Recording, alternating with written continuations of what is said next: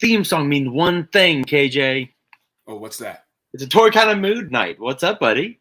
What's up, man? It's always great chilling with you, Bobby Behar. No, I know. Oh, we got our nerd shirts. We got our nerd shirts on today, know, right? baby. And Japanese. There we go. Look, y'all getting a show for free tonight. Look at this. Y'all got KJ. I don't show this just for anybody. I don't. No. Not just anybody gets this. This is for you. It's special. Exactly. My wife is like, just go away. I'm like, okay. All right. So first off, how you doing, buddy? I love your little setup behind you, man. I love that. Yeah, you know what? Just some Star Wars flavor. You know, I mean, what? Tomorrow's May the 4th. Yep. And then we got Revenge of the Sith. Yep. All right. And then what's after that? I forget. I'm gonna have to Google. I don't think so. We'll make up something. You know what, Spec? You know what? You'd be lucky. All right. All right. Shout out to Daves, Spec, and Alan. What's up, guys? Thanks for joining us. The Daves always give us love. I love it. All right. So tonight, as you can see, if you're watching the little banner, we have a special guest. It is Mike Kaess. Yo. What's up, buddy? Hey, man. Just hanging out in my toy room, talking toys with my toy bros. I haven't opened it yet, but I did get my Luke into this week, and I'm really excited. That's a good one. I'm actually, man, I'm gonna break open my Darth Vader because this past weekend, as we were talking about before the show started, I watched Return of the Jedi, and just watching Luke and Darth go at it, man, so good. We cost more than a single. I'm just letting you know, buddy. This is a VIP champagne room, okay? Yeah. This is special. But yeah, I feel honored just being a part of it, honestly. No, trust us. The honor is all ours. I've been watching you do your thing on YouTube for years, man. And thanks. And you were excellent on the last episode. Thanks. Gracing us with your presence. I wasn't there, and I was like, man, I can't believe it. Like, they basically did my show without you. But it's all good. I mean, our show. Yeah. Like, it's everyone's show. My toy homies, man. Yeah. Yeah. I had a lot of fun with Mike last time because I feel like he and I were just like riffing on things the entire show. I loved it. I probably pissed a couple people off who like mezcos. No one got pissed off. Okay. Yeah. Hey, it's Lance Peter Luke. Hey, what's up, bro? Okay, so we have a few little surprises. So the big thing was, boom! It was the Hasbro fan first and fanstream. And look, they are getting better. There's still a little stiffness. Mike, I won't lie. Chav saw this and it was hilarious. That's all I can think about when I saw him. He was just so shiny. So look, if somehow this gets to Patrick, okay, no, Mike, I'm about to double down. Okay, all right. I'm about to take yours and expound it. Look, if this somehow gets back to Patrick, bro, we love you, but I have seen you before in Parks and Recreation. Here we go. Thank you all for your hard work. Now stay cool. It's a hot one out there today. That's right. You could practically cook an egg on the sidewalk. Terrific. What the hell is he doing? What am I looking at? He's not doing anything. That's the point. He's a robot. He's not a robot. He's just thinking. He's got a lot on his mind. Yeah, like 1101 must eat babies for fuel. It's so true. I feel Patrick is like less robotic on the Indiana Jones stream. Yeah. I feel Indiana Jones is very much his like. He loves Indiana. It's very clear that he loves Indiana Jones. Yeah. But they are getting livelier. He is getting less 11001 must eat babies. But whenever I've watched Star Wars, that clip like lives rent free in my mind whenever I see Patrick speaking. Yeah. And look, and you know, last week we had the Hasbro team on, and that was a great stream. I watched that. I watched the whole thing. I appreciate it, man. Appreciate it. Yeah. But when you see G.I. Joe and you see Marvel Legends, Yeah. it's just you don't even realize that they are reading off a prompter, reading anything there. Yeah. These guys, you can literally, and it's just the comfort level, which, by the way, Atoy Kanemu does stand with the WGA, so none of this was written Didn't beforehand. write a thing. Nope. Off the dome. Never. It's all just right there. But yeah, that dude, like the fact that like they're wanting to bring AI into writers' rooms, it's just scary. I mean, we saw it with Respeecher in Obi-Wan Kenobi, right? They used Respeecher for Darth Vader. Mhm. We've seen it.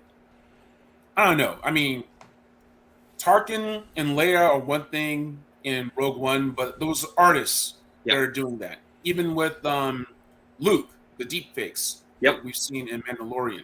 There's a lot of machine learning that goes into those deepfakes. But you still have art. You still have, they're working in conjunction, right? But you can't do that on the script level. You can't do that with writing. I don't want to see, season 4 Mando from GTP or whatever. Yeah, No. that's just Agreed. it's just creepy. It's just creepy. But what we do best, toys. All right, so we got our first look at Darth Malgus, which this looked awesome. Mike, I'm gonna go to you, Mike, because you look so giddy right now with this. I am so happy. I played the Old Republic MMO a lot when it first came out, and I haven't played it in like 10 years, but it's been out for a long time. I love Darth Malgus. Love him. He's just a big, beefy Sith boy. Like, this is, I couldn't think of how much more perfect this could be, other than, sure, do I wish it weren't a deluxe? Absolutely. Do I want to pay the extra $9? No, I don't. But will I? Absolutely, I will. 100%. I will be. This was instant. As soon as I saw it, yes, please give to me. Now I know that the respirator does come off, so that's really Yes, it does. Yep. Yeah. And the one thing I noticed, KJ, is that they're really pushing the soft goods on a lot of these figures. Yeah, they're really getting that level up. Mike, I wouldn't worry about that too much if I were you. Me and Bobby, we're just going straight off of our laptop mics, which is where the difference is coming from. Your Okay. level. I mean, I can turn myself down. You're fine. If you can turn it down a smidge or even move your mic just back. I moved it away, is what I did. I just moved it away.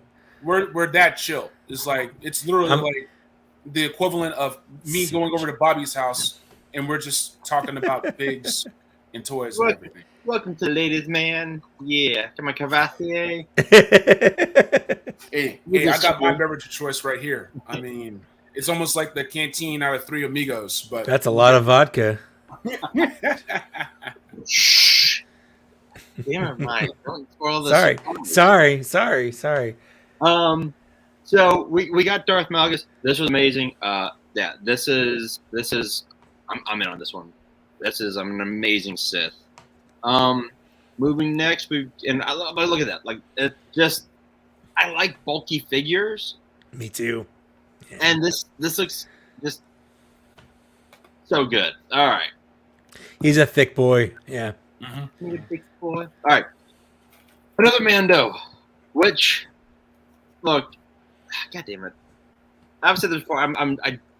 The Mando is like the Wolverine and Cyclops, but this one has soft goods and a dark saber. I'm getting it. I have story time. I have story time for this one, and I'll make it quick. Bring it. My first toy hunt that got me back into collecting was that episode 1 Mandalorian.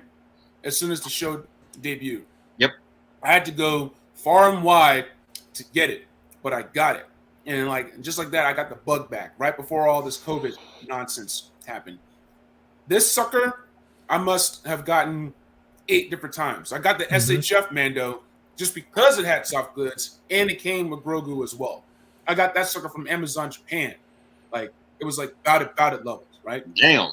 Muddy Mando, Icy Mando, the deluxe Mando with the messed up face from the season 1 finale, right? So this, I keep saying like this may be my last Mando, and we'll see, man, because we'll see how long it'll take them to come out with season 4. But it's good, Bobby and Mike, they know. They know. Yeah.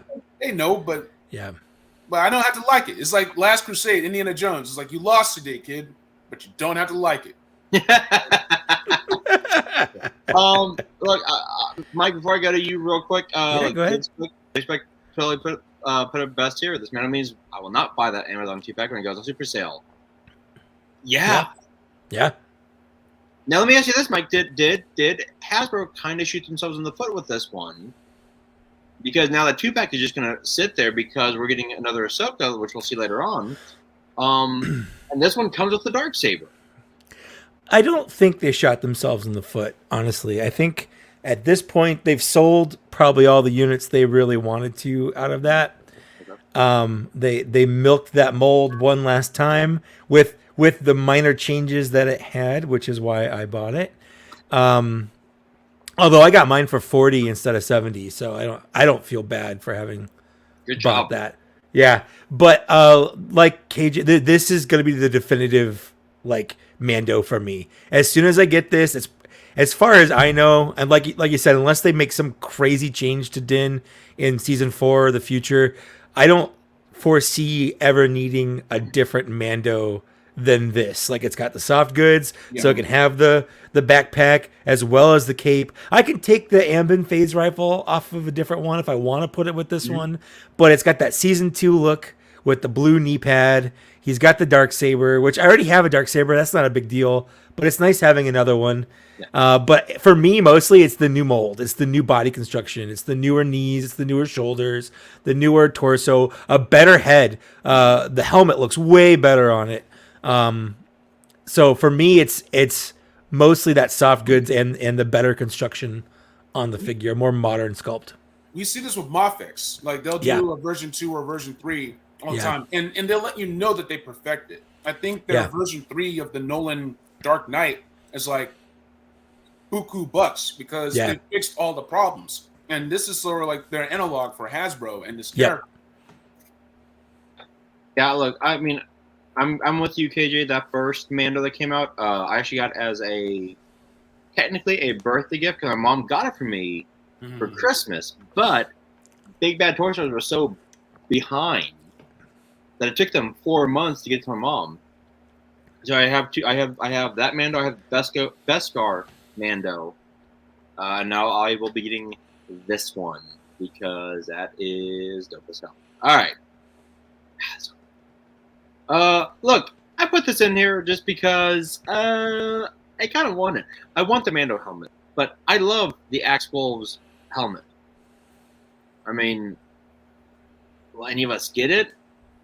Maybe. I was always this close to getting the helmets once they hit like 70 or 60, but when they get that low, they just get snatched up. Yeah. At that point. Yeah. For me, it's a space issue. Like, I just don't have space to display them. And I don't want to start collecting stuff like this because I don't want to open that can of worms even a little bit. So it's always like a new one comes out and I go, ooh, maybe this will be the first one that I get. And I never do. Like, so far, the closest one is the Biker Scout. Like, that's my all-time 100% favorite helmet of any trooper ever. I love that Biker Scout helmet. I still don't think I'm going to buy it because I just don't. It's not what I collect. Yeah, it's like I've got Batarangs, and I'm like, I've got like the 89 Batarang and the Arkham Asylum Batarang. I'm like, ooh, and then I've got like the animated series grappling hook. And I'm just like, do I want to get into this? Like, I don't. You don't. But then I walked around Target for 30 minutes holding that like 89 grappling hook, just going. I've done that before. You got it. It's in your cart. You just holding on to it. You know. Yep, walking around I'm like, no, I'll get it later. Yep. And then it's gone. Yeah. And it's gone. It's tough, man. It's tough. Vintage, the vintage collection, and look, I think all my vintage is packed away right now, but I love the vintage collection because they're so close to the Black Series. What's up, KJ? Oh, okay, you think we're okay. Mike, do you do TVC? No, it's a running joke on my podcast that we hate the TVC. We don't. It's just a bit that we do, but I can't collect. I don't have money or space for both sizes, so it's all 6-inch for me. Except for I bought that Maldo Crease 3.75 inch because I wanted smaller spiders. And then I got the Dark Times Vader because I have a little Vader collection right Nice. here. You can't see it, and I wanted a 3 3/4 inch Vader to kind of go with that. But other than that, I don't know, not at all. AJ, here, I'll- Basically, yeah. When it comes to TVC, I set a price tracker on Amazon or now in stock, and when it gets low enough, that's how I save money. So these There are you able to get on sale, and the detail that's packed on these. Sometimes it's hard to believe that these are only 3 3/4 4-inch scale. It's like, and the more I get, it's a problem.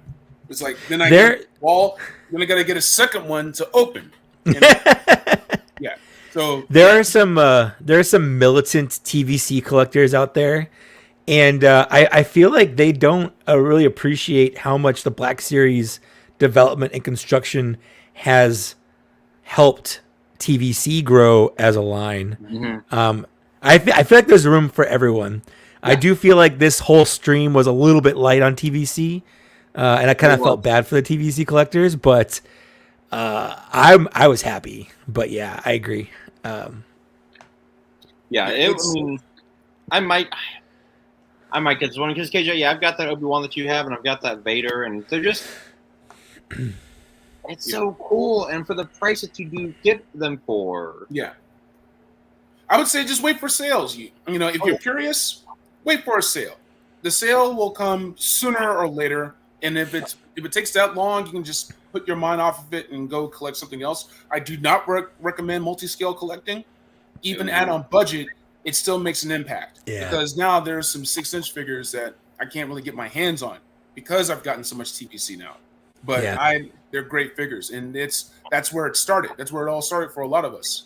So you know, your mileage may vary, and exercise caution. The slippery slope, folks. Slippery slope. Although I do love this packaging. I love this new packaging. Mm-hmm. The packaging looks great, absolutely. Yeah. And I love that they include a bunch of really cool world building stuff. I really I'm okay with the Black Series not getting any big play sets or even big vehicles, but I wish there was more stuff like this in the Black Series where we got a bunch of just fun little things to go with the figures. Like the little frogs. Yeah. I do wish that we would get more of that stuff. All right, let's see what else we got next. We just skip the Ewoks. We just skip this shit. Look, they did the droids card, and it was the 40th anniversary of the droids. Now we're doing the 40th anniversary of the Ewoks cartoon. I'm a sucker for the packaging. God damn it. Yeah. It's all the right vibes. The only thing they're missing is a box of cereal that has the same artwork on it. I may just get a plastic bag, fill up with cereal, put it in that box, just so I can pour it out of the box. Just be extra hardcore with it. I won't lie. If that box had been the 1982, 83 Ewok cereal box, this would be like that. Everyone would have a box of Ewoks. Like, why do you have a box of Ewok cereal? Don't ask. Just look at everything else I have. But that's so cool. Don't touch it. Don't open it. Don't open it. Look from afar. Mike, how you feeling about this, buddy? I hope they don't do this in a 6-inch scale because I'll have to buy it. But I think it looks neat. The presentation looks really nice. I like the coins. I like that they went back in the archive and got the coin for an unproduced figure they had plans to produce but didn't. It's little touches like that, which I think is really cool. And I think that goes to kind of Emily on the TVC team, the sculptor. She's fantastic. She's one of the best people on that team. It's clear that she just really loves this stuff. So she puts a lot of little extra details in like that. So I think it's neat, but definitely easy pass for me. Yeah. So I'll wait till I see it in hand. I'm probably gonna pass. I will 99% pass. Probably gonna pass on this. However, we did see they do that. The droids, they did that with a Boba. Yeah. And so if they did this in that 6-inch in that book-esque style, Mm-hmm. Like we just got a Wicket in the Black Series. They could easily do something like this in the Black Series. Yeah. And if they did, I'll buy it. Absolutely. Shut your mouth, David Speck. God damn it. Look, okay, so For context. Never. I keep lying to myself. That's how I get through the day. Denial is the only way you can get through collecting in modern times. No, I'm not gonna. I don't need a Mezco Judge Dredd. I don't need that. I didn't need this. I didn't need that. I didn't need to press that button that I just pressed. You have a new package. I have a package? What? That wasn't crazy. Me. I don't know. It was something I pre-ordered ages ago. Mm-hmm. It was a pre-order. I have tried to convince my wife that actually does happen. It does happen. And I've tried to tell my honey, I pre-ordered this like months ago. She says, "Don't lie to me." I'm like, I'm not lying to you. I bought this months ago. Yeah. Months ago. There's an NW Toys Wolverine Days of Future Past that I just paid for that I'm probably not going to get for weeks or months. And by the time it arrives, I'll be like, when did I get this? So, a pleasant surprise. So I got the Mythic Legions Kickstarter 2-pack set. And I bought these. I had to go back and look it up. I bought this. I backed the Kickstarter back in October of 2021. Man. Oh, wow. And I just got them last weekend. Yeah.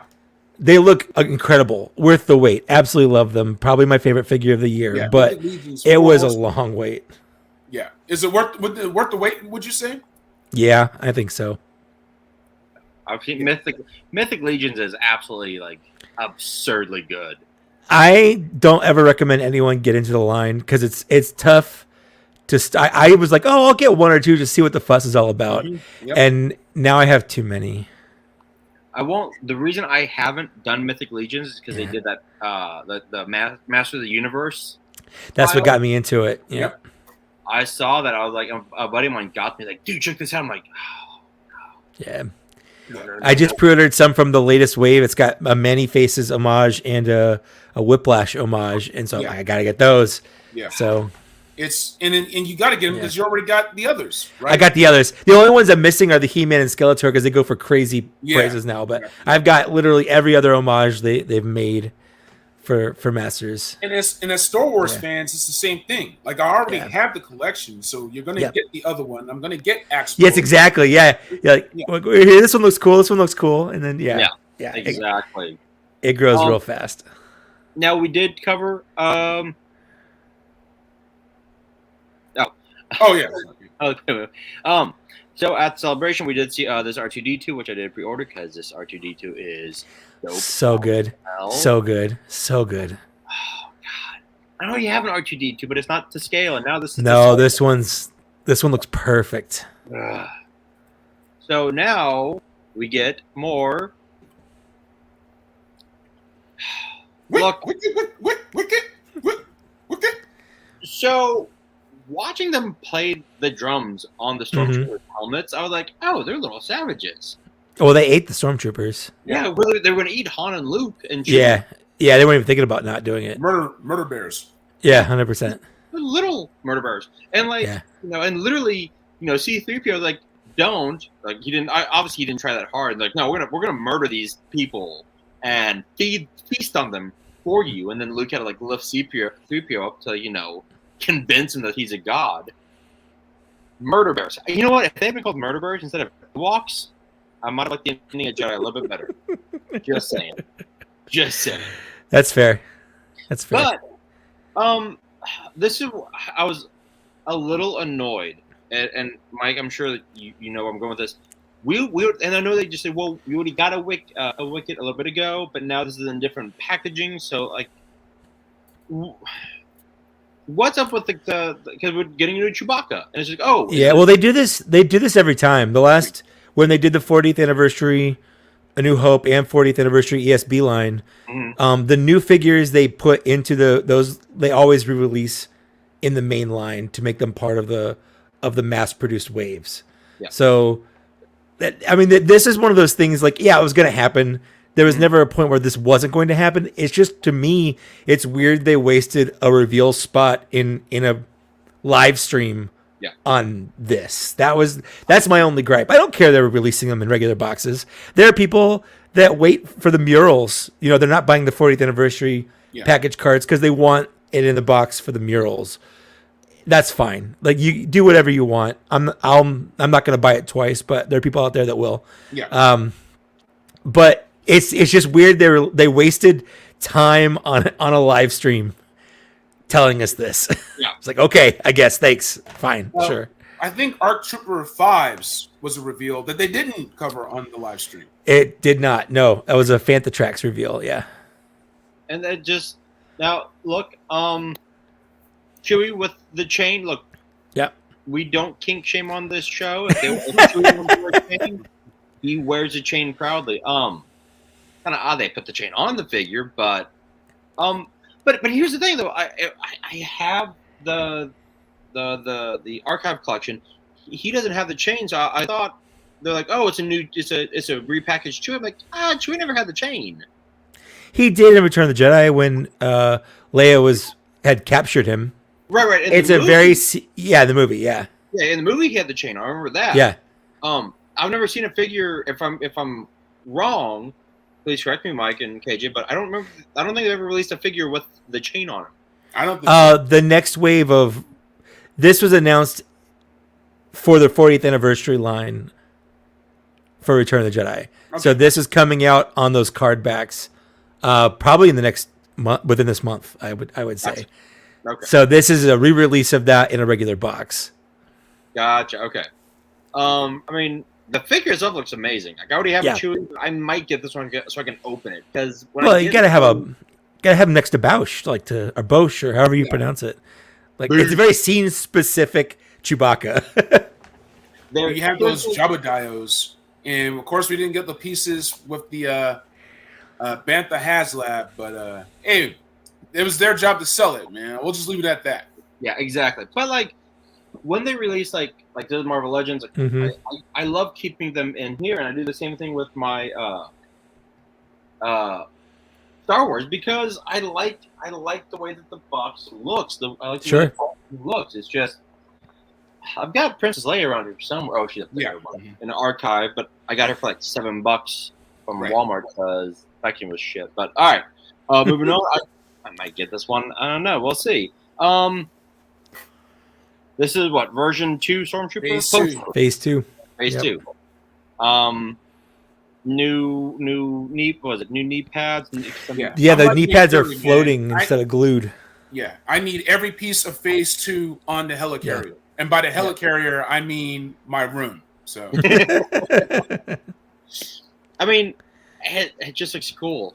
Yeah. It just really, I was not expecting the removable helmet. Like when they announced this, I don't know. Like I was like, okay, cool. We've already got this mold. What can they do differently? But they did 3 things differently. First, we have finally a painted head under the helmet because every clone trooper, heck, even every stormtrooper released since 2020 has had an unpainted head underneath, which is ridiculous that they've never painted it before. So we're finally getting that. They fixed the shoulders. So it's not part of the shoulder anymore. It's like a separate piece that's loose. So he's got a little bit more movement there. And then they fixed the knee pads. So it's not attached to the top part. It's floating in between. So if you have those kneeling poses, the knee pad looks a lot more natural. So like exactly like that. Yeah. It's not a matter of if I get this. It's a matter of how many of these will I get. Dude, I got a dozen Imperial Stormtroopers when they cleared out, and I was like, I'm going insane. This is way too much. I've returned 8 of them, and I've regretted it ever since. I will not make that mistake with these clone troopers. I'm going to have them backing up Prequel Jedi, betraying Prequel Jedi. Like, I got it all mapped out. The Diamond Select Stormtrooper has that knee pad that doesn't float, right? It stays up top with the thighs. That's how Diamond Select does it. Yep. Let's see here. Next is the answer is yes. We are 100% getting a Star Killer in Black Series. Shout out to Sam Whitworth. Yeah. Oh yeah. Let's see here. Hey, KJ, I have got to excuse myself for just 5 minutes. Yeah. You got this, buddy? I got it. Okay. All right, man. Let's do it. So Magna Guard. What's my General Grievous? Kenobi. I'm gonna leave while my Magna guards fight you all. That was a terrible Grievous. No, it's good. It's good. But It'll be a fine addition. Dude. They went out soft good capes, right? Yep. And with that skinny articulation that we seen with the battle droids, right? You can get some crazy poses going. Let's see what they got over here. It's like you have let's see. I'm trying to figure out how to like show it on my Instagram. I don't have time to do that right now. But the point is, it's just really great stuff you can do with the Magna Guards. You have that Kenobi that was what was it, the Walmart exclusive that no one could find? Yep. Goodness. Yeah, this looks incredible. It's got what two different. Oh, you can see them right there. It's got 2 different staves. One that's like lit up, one that's not. The soft goods look great. It is a little bit more white than I want, but that's, from my understanding, they went with the Clone Wars look because this is part of the Clone Wars line specifically. Yeah. Not the Revenge of the Sith. Yeah. So just showing you all how it's looking. Some great poses you can do here. This is the pose right here that sold me. I was like, okay, let me get that's a good pose. 8 of those should get it done, right? For sure. And, I'm not gonna buy. I think I might buy 2 at most. I think I'm gonna start off with 1. Although I think this one's double packed in the box, so I might get 2. But the reason I'm gonna hold off is I know 100% they're going to be re-releasing this different colors. They're going to do one colored more like Revenge of the Sith where it's more beige gray. They're going to do a Gaming Greats one, like no spoilers, but there are tons of these Magna Guards in the Jedi Survivor game. They're going to make one for Gaming Greats. Like, it's just going to happen. So I don't want to oversaturate it and then miss out on different versions because I like having some just distinctive versions in my collection. Yeah. Just catching up with the hooligans in the chat. What's up? Yeah. Oh, yeah. We need a Shadow of the Empire. We need all those. Sure. Absolutely. Chaz always stirring up the pot. You got some homies out there, Mike. I got homies everywhere. Yeah, dude. Moody, of course. Yeah, that's perfect. We should get that trending, Moody. We got to get some brown. I feel like that could be taken the wrong way. People are like, what is this weird, like, Magna's so white? What is that? Is that like a racist thing? What is like... Let's not give them any ideas. It's already hard enough for them to come up with ideas. Sounds real bad. So once again, that Magna Guard, it's a winner. And already in a live stream, fan stream, it had a good number of winners in it. Mm-hmm. So far, counting out my favorites, everything. Well, there's one thing that they revealed at the beginning that I think we didn't talk about on this, and that's the battle damage Grievous. That was the first thing they showed off. Yeah, and that was an easy pass for me. But I was, I'm in the chat.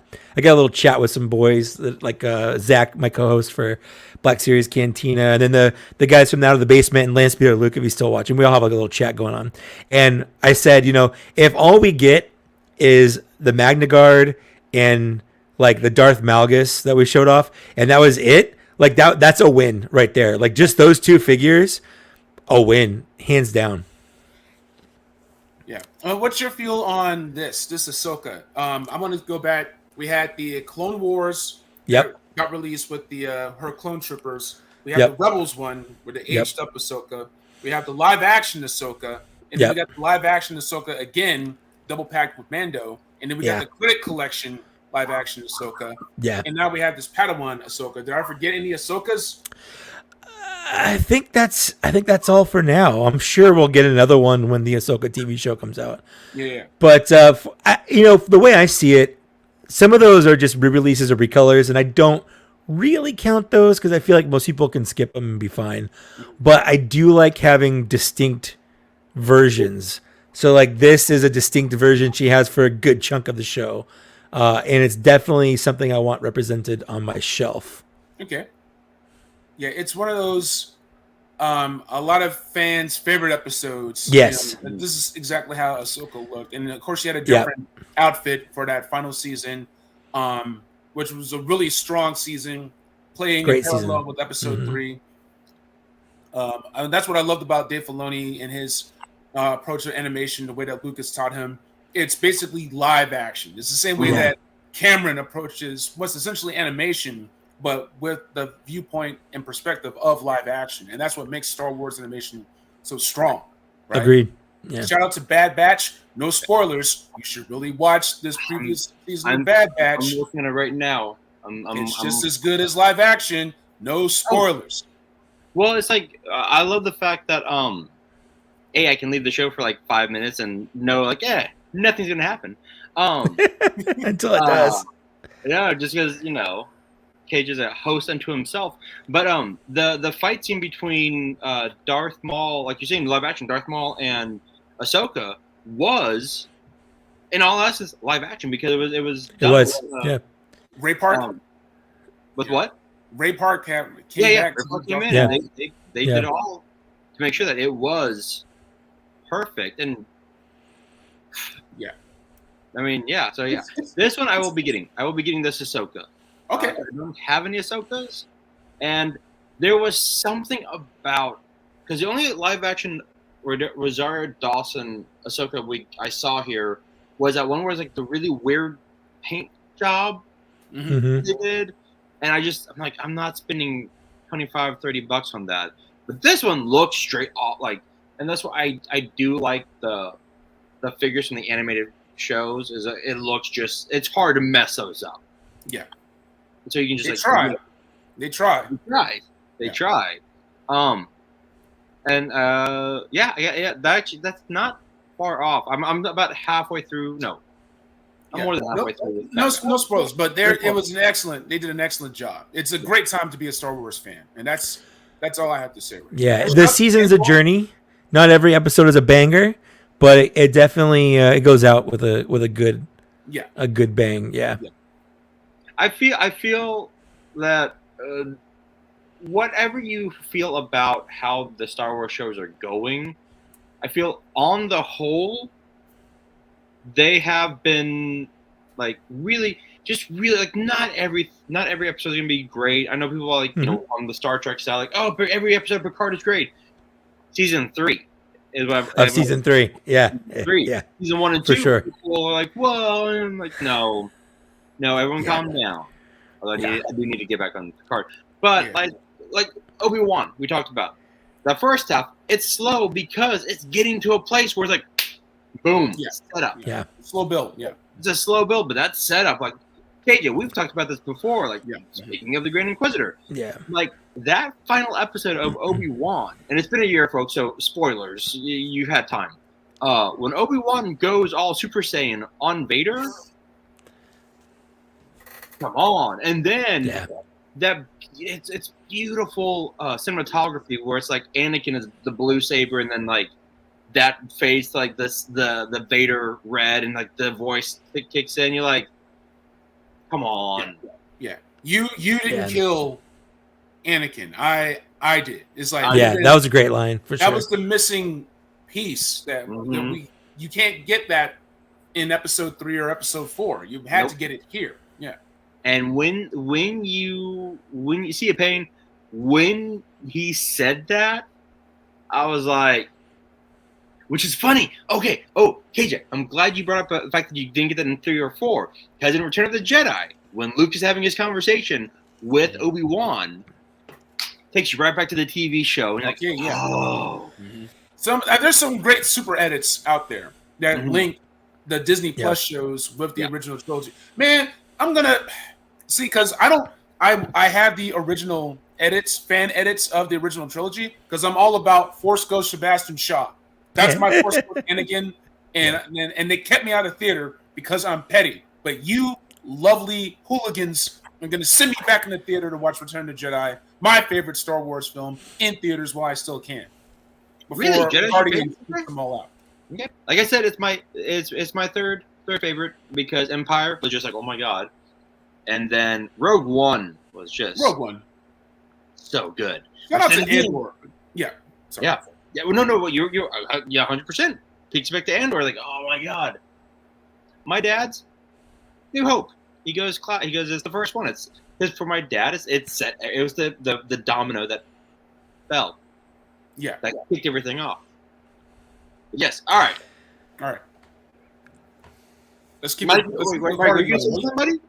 What? Oh no, I was just gonna say it's weird that we're all old enough to remember when there were only 3 movies to choose from to put in order. Yeah.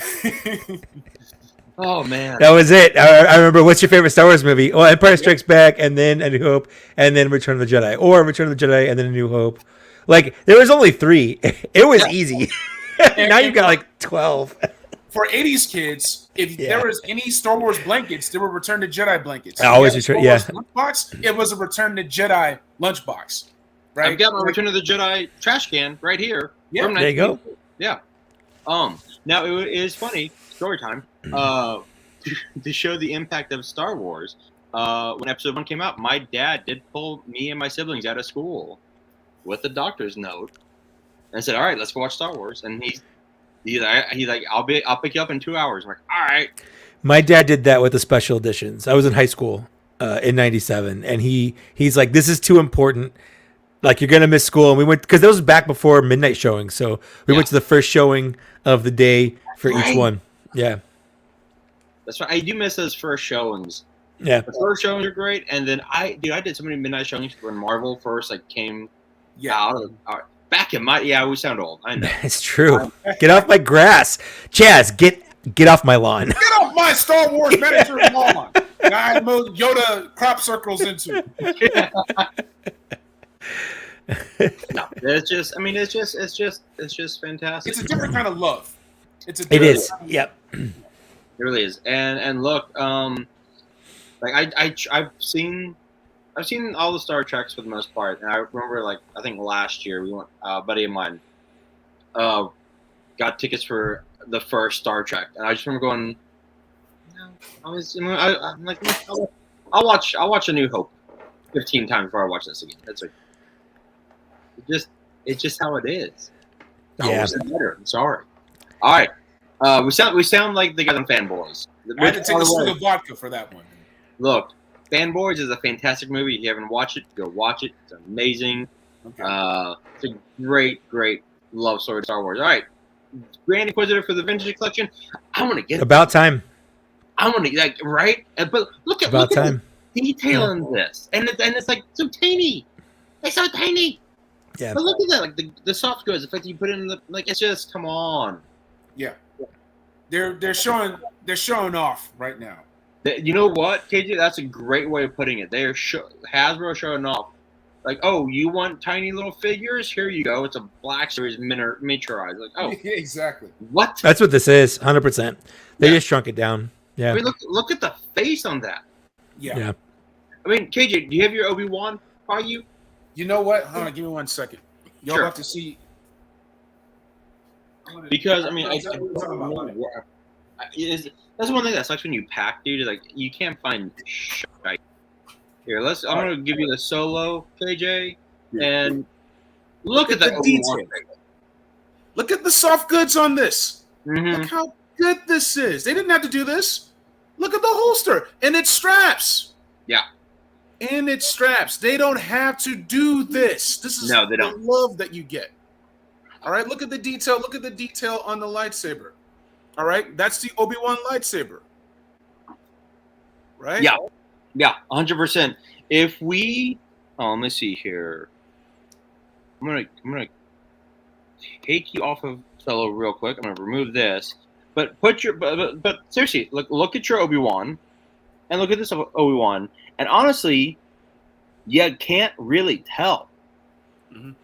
You really can't. Like you said, Hasbro didn't have to do it. It's a flex. It was a flex. It's a flex. It's a flex. Yeah. It's a flex. Hasbro was like, oh, you want to see something? There, you're like, what? It's a flex. You gotta love it. And so yeah, I will 100% be getting this TVC because it's so damn dope. I am the master. Sorry, don't mind me. Oh, KJ's just playing with himself. It's all right. Look at that. Yeah. That's great. Like you can hear the evil coming out of it.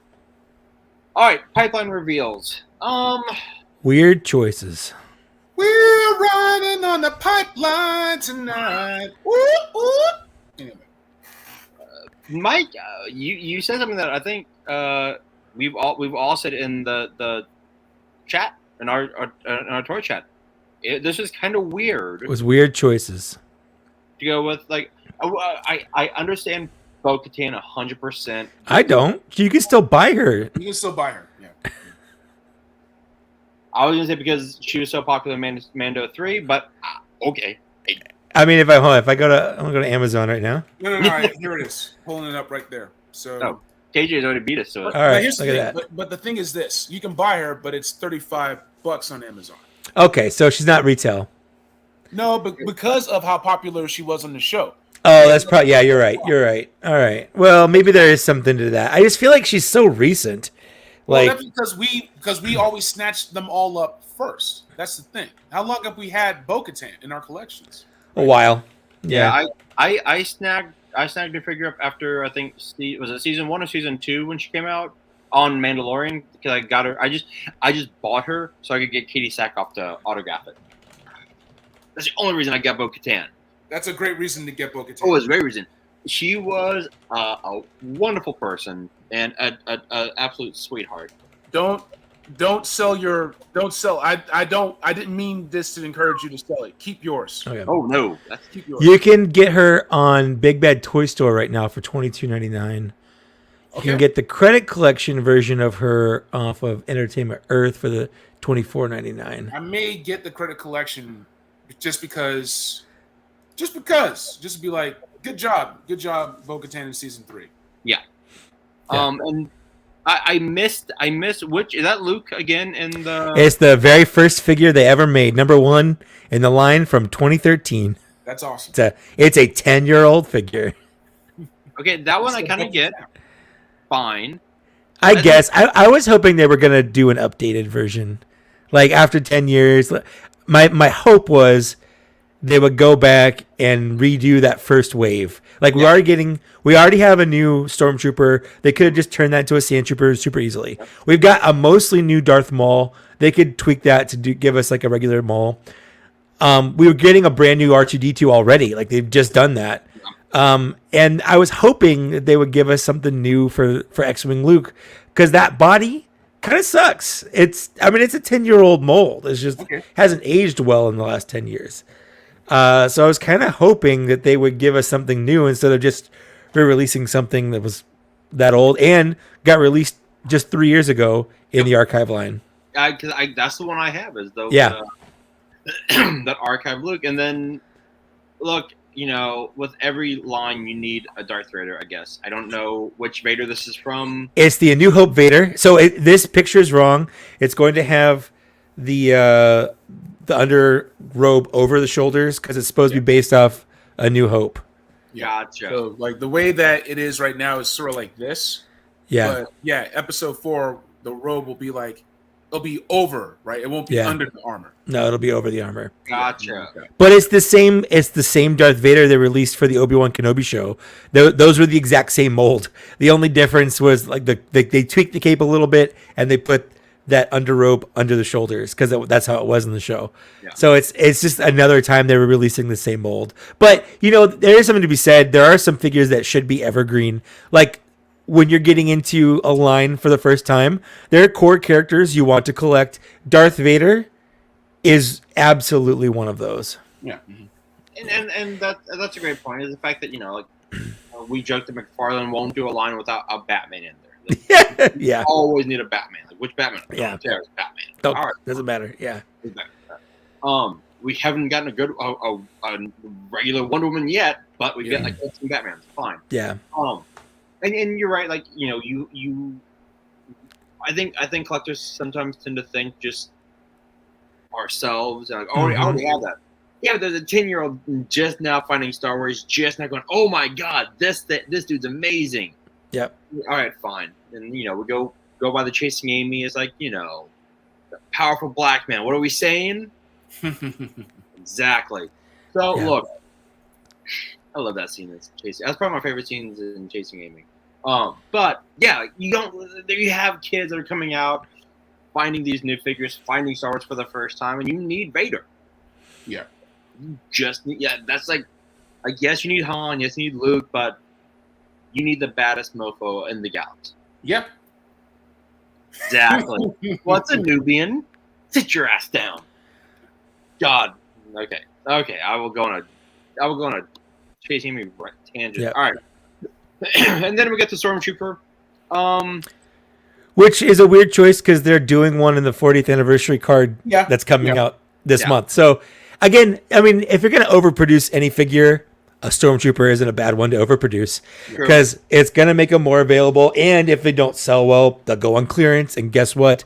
Then we get to buy clearanced out Stormtroopers. So it's a win-win for everybody, really. I don't mind this. Don't let Hasbro know that's exactly what we do. No. Oh, they know. They know. And then finally, we've got the pipeline. Real pipeline. Yeah, real pipeline reveals. Tell me, what are midi-chlorians? Listen, props to Jake Lloyd because that movie ruined his fucking life. Poor kid. And hopefully he can find some redemption in something later on down the line. Shout out to Kelleran Beck. Shout out to Ahmed Best. If you read his story, the fandom was toxic back in those days. And it almost drove him to dark ends.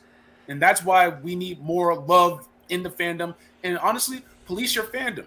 If you have someone that you know who's a little fucked up, check them. Because we don't need that right now. Pardon my language. No, it's all good. It's true. No, 100%. True.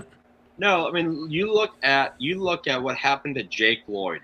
That poor kid. And like, it's the same. When I was younger, I was like, because my whole thing was like, fuck. It is still toxic. Yeah, 100%. Yeah.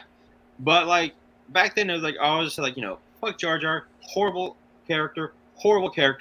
I never once said anything about Ahmed Best because that's not his. Right.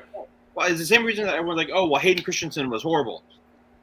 He's not a great actor. Fine, whatever. However, he didn't deserve the hate. And secondly, as we've seen in Obi-Wan, if you have a competent director, which KG, you and I have gone on and on about. Shout out to Deborah Chow, yeah. Deborah Chow's great. Deborah Chow killed it, but she got great emotion and performances out of Hayden with that Anakin. It wasn't Hayden's fault that he, sand. I hate sand. Yeah, that's a shitty line. It's his job. They're actors. They do what the director tells them to. They don't write these lines. Lucas wrote that shitty line. If you want to devote any hatred towards anyone, go, Lucas, why'd you write a horrible line going, I hate sand, it's coarse. Yeah, no shit, it's coarse. People made movies because they were so angry at Lucas. And it's kind of why Lucas left. The People versus George Lucas was a big thing. Absolutely. Yeah. Mm-hmm. And people don't want that. He put his life into that, and then that's how people respond. It's never going to be perfect. And I think Lucas, he didn't meant to have yes men surrounding him, but he was George Lucas, right? You had the creator of Photoshop, taking orders from George Lucas. It's like everybody wanted to be on the ranch. Like, what would you have done? No, it's 100% true. 100% true. I just feel bad for Jake because, look. Jingle All the Way is a Christmas tradition in this house, and he was annoying. He was fine in that. He was fine. Like, he's a little kid. He's a little kid, and honestly, look, he's a little kid. Here's the thing: Arnold and Phil Hartman and Sinbad were masterpieces in that movie, and Jake Lloyd. I went to go see that movie in theaters for two reasons. Number one, to see Jake Lloyd because that was before Phantom Menace, and we knew he was going to be Anakin Skywalker, so I wanted to see how he was. And two, they played the trailer for the special edition of Star Wars before the movie, and I wanted to see the trailer for Star Wars in the movie theater. Yeah. That's great. Okay, so we're getting Jake Lloyd, and look, I might get this Jake Lloyd just. I'm 100% getting it. I'm getting it 100%. Not even a question. I'm getting that Padme. Yep. Also that. Yes. 100%. Yeah, he needed Marcia. Yeah, his wife was like, that was his wife, right? Who? At the time it was. Yeah, it was ex-wife now. Now here's a little cool trivia. Do you know who was originally supposed to direct Return of the Jedi? David Lynch. I believe Spielberg. Oh, Spielberg was supposed to direct Return of the Jedi because Lucas couldn't because he was going through the divorce. And Kirshner and him weren't on speaking terms. I think this is how I heard right, because Empire, Lucas wasn't a huge fan of it, even though it was like the best one he did. And then, so Spielberg said, "No, I can't do it. I'm doing a movie called Goonies." I mean, Goonies is good. Goonies is pretty good. Goonies is amazing, but look, Goonies never die. Let's not understand. Goonies is fucking amazing, okay? But Yeah. But if Spielberg had done Jedi, oh my god, it's so much better. No, not necessarily. Not necessarily, because you're thinking of Raiders of the Lost Ark, even Temple of Doom, Spielberg. If we had gotten Return of Jedi Spielberg, it would have been what happened with Kingdom of the Crystal Skull. This is when Spielberg takes orders from Lucas, things happen. Damn it, you're right. And the reason that didn't happen with Indiana Jones is because Indiana Jones is as much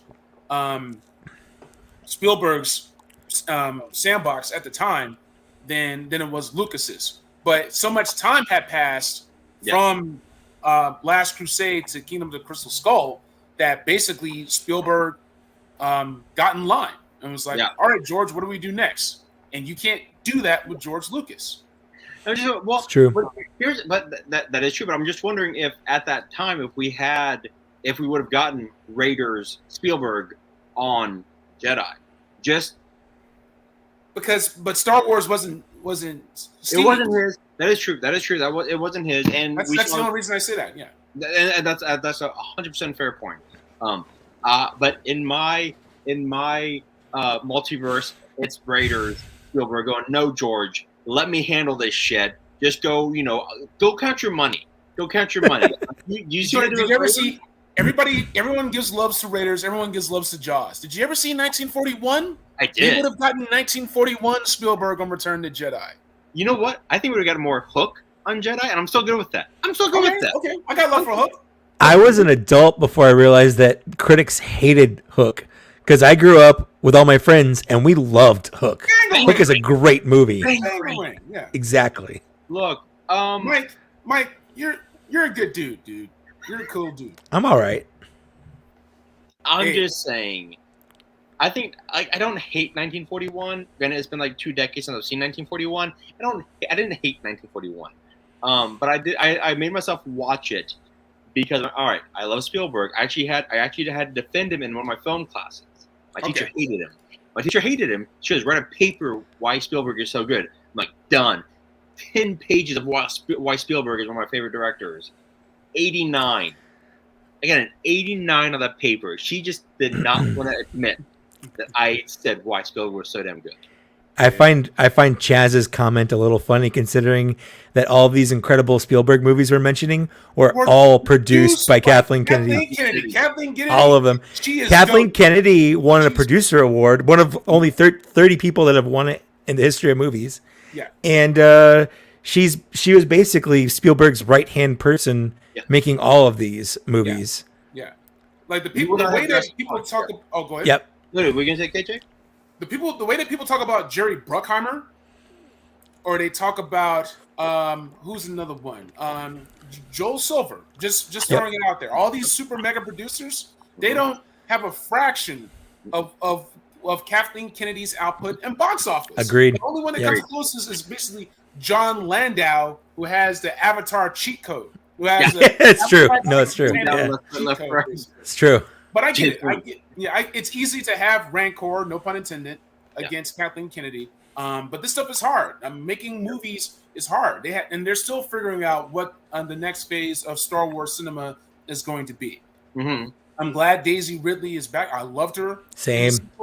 I'm glad that we're getting James Mangold, Ancient Jedi. Give me some of that ancient Give me that. Sanskrit Duel of the Fate. I want to see the actual choir that sung Duel of the Fates.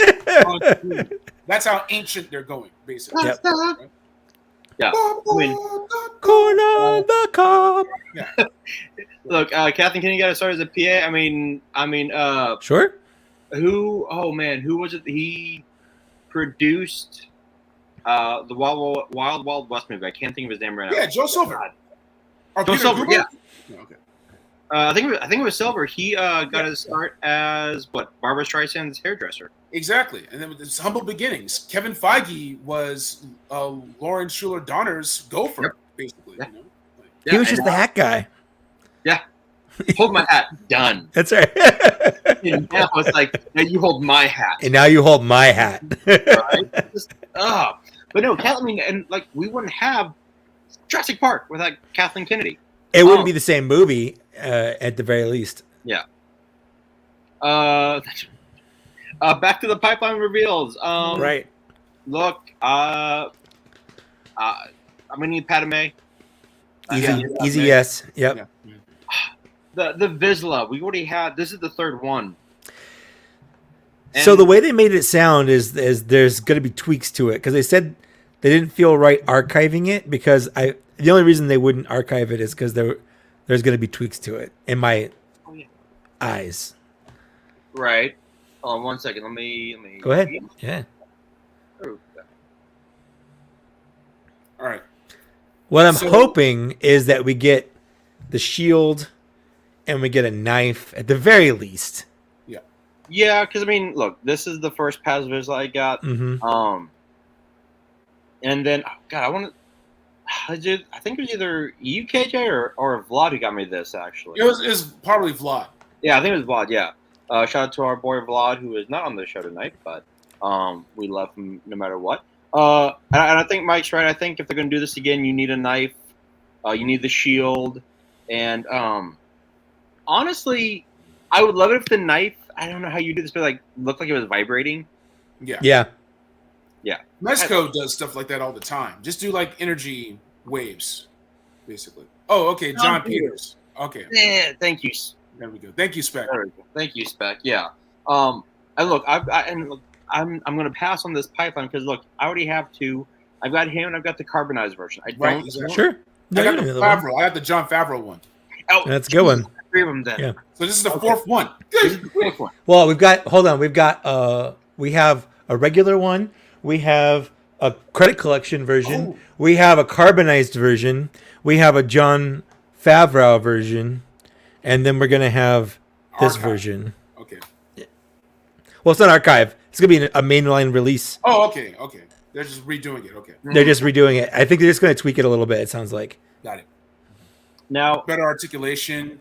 Yeah. Hopefully, they portholes where didn't you can give stab. any. Yeah. I'm sorry. That was dark. Well, I know part of the problem that's not accurate is like his gun or his gauntlet goes into his backpack instead of up his arm. yeah, like right. Yeah, so that's not screen accurate. It's probably accurate to whatever art they got, when they made the toy. Right. Yeah. So yeah, it goes into. Yeah, it should go up his shoulder plate. So there's some fixes they can make. Yeah. Yeah. I love this figure. I love like. It's a good. It was my number one figure of that year with 2019, I think. Yeah, I mean, it was episode 1 Mando and Heavy Mando, and that was pretty much it that you get from the show at the time. Yep. and Cara Dune also came out that year. Okay.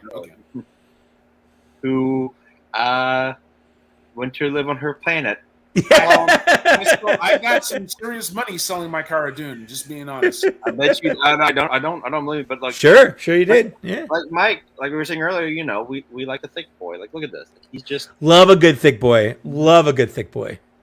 I'm gonna have him next to Black Chrysanthemum, next to Darth Malgus, next to Wrecker, and I'm just gonna have maybe I'll put in what's the Ned B droid in there too. Yeah. Like I'll just have a little crew of thick boys. I do love. Yeah, I got my Ned B for I think $5, and I'm like, I love this figure. This is amazing. It's a great figure for $5. Yeah, absolutely. Yeah. And I will say that Star Wars fans are populous enough. There's enough of us that buy them at first release that the line isn't just killed by all these clearances. Basically, Yeah, no. If you think about it, this line should have been gone. But with knuckleheads like me, because I need to have it now. Yep. So yeah, if you're riding that wave, do it because there's still great figures and For you can sure. collect on a budget, and it's great. Yeah, and to our boy David Speck, You want to buy another Paz Vizsla. And then finally we get the roleplay helmet. I need a rebel helmet. I need a rebel helmet. I don't need a rebel helmet. I kind of need a rebel helmet. Well, I mean, they had Luke. They did one from Wedge. Yeah. I mean, so They did a Trapper Wolf. Yeah. Yeah.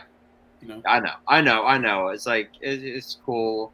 My mom almost bought me the Mandalorian helmet, and she's like, "You just have any space for it?" I'm like, "Damn it, I'd have made space, Mom. I'd have made space for it. I'd have flipped some shit. Just nah." The Mando helmet up there, and I would have just worn it, like, you know, for all the episodes, and be like, "This is the way. The helmet doesn't come off." Exactly. Yeah. You have helmet stands. You can get them from GameStop, Modern Icons. Yeah. I have about 3 helmets, and it eats up a lot of space. There's like an entire toy line I could show off if not for those helmets. That's why I don't collect them. Yeah. Oh, there have been so many times I've gone to conventions. I've seen like the Captain America Winter Soldier shield. I'm just like, I don't need this. I don't need this. I'm holding them. I'm like, I don't. Yeah. Yeah. It will be mine. It will be mine one day. And then which droid is that, Mike? It's Grief Karga's droid from season 3. Okay. There we go. Yeah. That's a hard pass for me. Assuming it's using the new droid body, I'm getting it because I love droids. Yeah. If it's Grief's Karga's droid, I'm getting it too. Yeah. But I really hope that they do the Grand Magistrate Karga. With his flowing capes and his little droids that carry the cape. Yes, 100%. Yes, I would get that. If it's deluxe, fine. I hope they don't do my boy Carl Weathers' face dirty like they did last time. I think they'll show him some love. I thought that the Magistrate Karga that just came out was pretty good. It was better than the first release, that's for sure. Yeah. People were surprised. They waited for it to peg warm, then they went on sale, and then they got it. They're like, holy crap, this is great. I'm like, I told y'all. But, yeah. All right. So, let's see here. That's the end of the episode. As always, I know we don't get any new Star Wars. Oh. Like after Comic-Con, we'll have Ahsoka. How far into the series have they filmed? Because the writer's strike. It's filmed. No, it's done. Okay. And then season 2 of Andor is completely written, so you don't have to worry about that. But they don't know how the writer's strike is going to affect the Acolyte. Is the one that they're not sure. Okay. Gotcha. Because I literally just took a screenshot before we started this to show my mom what was all going to be affected by the writer's strike. Because once again, guys, you know this. We are fans of it, but the top 13 shows being affected right now. Jimmy Kimmel, The Tonight Show, Stephen Colbert, Seth Meyers, Bill Maher, John Oliver, obviously The Daily Show, SNL, Yellow Jackets, Abbott Elementary, Cobra Kai, Big Mouth, Stranger Things are all affected now by the writer's strike. So, story time, really quick. Let's take it all the way back to 2008, 15 years ago. Woo. We had I remember. Strike, bank failures, that's a whole other show. Go to CNBC, you want to learn more about that. But the point is, you could see the point where TV took a dive. Heroes season 1, Heroes season 2, Heroes season 3. Yeah. All right, Lost. Yeah. What else? We can name them off. Right, movies. Transformers 2. They had to improv that entire movie. They had no writers. It's so bad. They did improv that and Quantum of Solace. They had to improv. Okay, so that was Daniel Craig and the director basically just making stuff up as they go, and he was like, it was the biggest, and that's why Daniel Craig. He's never like fully officially apologized for Quantum of Solace, but he said like that movie was a shit show because we had a bare bones script and we have an improv as we went because we didn't want to have anyone be a scab and cross, but we had to finish it. But we also got Terminator Salvation, which wasn't shitty. I think people like crap on it. It's aged better when you look at Genesis or I hate to say it, Dark Fury. Dark Fate. Yeah. I like Dark Fate. I thought Dark Fate was actually pretty dope. I didn't like the concept. I never saw it, honestly. it was a alternate dimension, alternate reality. Sure. But you're right, heroes and I think that's the biggest. Like, season 1 was like chef's kiss. Season 2 like what could happen, and then halfway through season 2, they're like one of the characters gets left in the past, and then they never talk about her ever again. She's just gone. All right, cool. That's cool. I didn't know that. One of the cam ops on Quantum was the A cam op on Mandalorian. There you go. Some good action right there. Yeah, but like and then I liked season 3 and 4 of Heroes got better. Sure. But season 2 killed that show. Yeah, 100%. Yeah. It caught people off guard, and they didn't realize the contribution of a writer's room, right? Yep. Think about Damon Lindelof's Watchmen, right? Mhm. Like the strength of what a writer's room can do for a show. Battlestar Galactica, right? I can keep going and going. I mean, you look, Schitt's Creek, Ted Lasso. I mean, look at what love Ted Lasso. I love Ted. Oh, did you watch today's episode? No, not yet. I'm gonna watch it as soon as we're done. No spoilers. No spoilers. No spoilers. But Mike, you have to message me when you're done because there is some really character developments in this one. Oh man, this season has been phenomenal. The last 2 episodes have been great. There's a lot of cool stuff that's going on, man. Shout out to what's going on. I love Ted Lasso. Now. Sure, it's a weird, fun parallel between Wrexham and Ted Lasso. Like the real life Ted Lasso. Yeah. I was kind of pissed when I saw all the news about them getting promoted. And I'm like, you just ruined season 2. So listen, you gotta go stay up with the new content, because if there's a show you haven't watched, you're gonna have plenty of time to watch it, because you're not gonna get a lot of new good shit. Now we're gonna be in for a drought or just really terrible crap. Just terrible absolute shit. Yeah. And the other bad thing that we got out of that writer strike, a shit ton of reality TV. Hey, I moved to LA in 2009. I made my bones off of reality TV because there was nothing else. Reality was the only one paying. It was the only one feeding people. I was a story producer, which meant I had to take footage and make bullshit narratives. Reality is fake, by the way. 100%. As reality TV. It's all fake. And we had to take the footage and rewrite it so it could be in these digestible chunks. I wasn't a writer. I didn't get guild. I didn't get to join the guild, but I had to reconstruct as my responsibilities as a story producer on reality. So and I wouldn't have been able to do that if there was nothing else being made. And at that time there wasn't. It's gonna be really interesting what happens in the next few weeks and months if the strike continues. But I'm standing with the writers all the way. Now we're gonna get shows like Love Is Death, where it's all just people that can't hear dating. Wait, is that real? You just no, I just made that up. Oh, I just made that up. Well, that's because Love Is Blind. Because we would send out camera teams all the way and be like, "Hey, man, we need to shoot this. Hey, we need hands on doorknobs. We need B-roll. We need this. Hey, we made this up, and now we need you guys to go and shoot it. This doesn't happen, but shoot it like it did happen. All right, thanks, man. You're the best." That's hilarious. That is hilarious. But no, like it's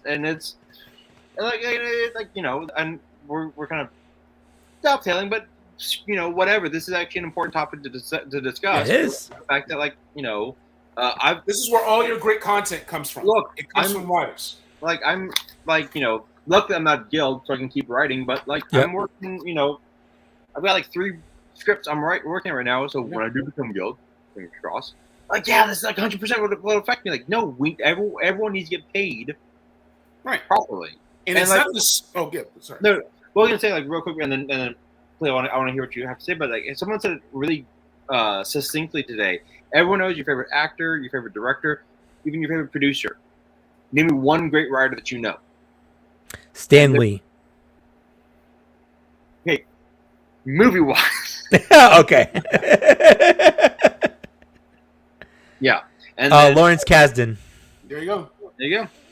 So, every now and then, David S. Goyer. Yeah. Goyer's hit or miss, but very hit or miss. Yeah. Very hit or miss. It's like, dude, you ever go through, like, when you're like, this is a good movie, who wrote this? And you go and like see what else they've done. You're like, how did they write? What happened? Yeah. Well, they get this movie, and then you're like, this is a shit movie. This is a shit movie. Rabbit hole. Making movies is hard. Making movies is really hard. Even if you have a great script, it's hard to execute that and keep your core. You basically have to be a writer, producer, director, like a James Cameron, right? Like a Spielberg, to protect your script all the way through. To know, I know what this is, right? Like Zack Snyder, he has a lot of fans. He also takes a lot of shit. But the thing is, by the time that he has his script, writes his thumbnails and storyboards, that never changes. And it's very rare that happens to protect your Dave Filoni. Dave Filoni is probably one of the few out there to be like, this is the vision. And then Favreau. Look at Favreau. Favreau gave us Iron Man, Elf, and then Mandalorian. Yeah. I mean, he made $1 billion in his sleep off of Jungle Book, off of Lion King, just because of executing vision.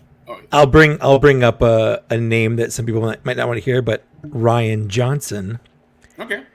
Yeah. I mean, I don't know if you've seen Poker Face. I love but watch that. I have to watch that. It's an incredible show. Every show is a movie. Every episode is a complete movie. Yeah. Yes. It doesn't even feel like you're watching a show. It feels like you're watching a bunch of little movies that happen to have the same characters in it. You know, I mean, no one saw Knives Out coming. He's written some of the best episodes of things like Breaking Bad. You know, the guy is an incredible writer. Yeah.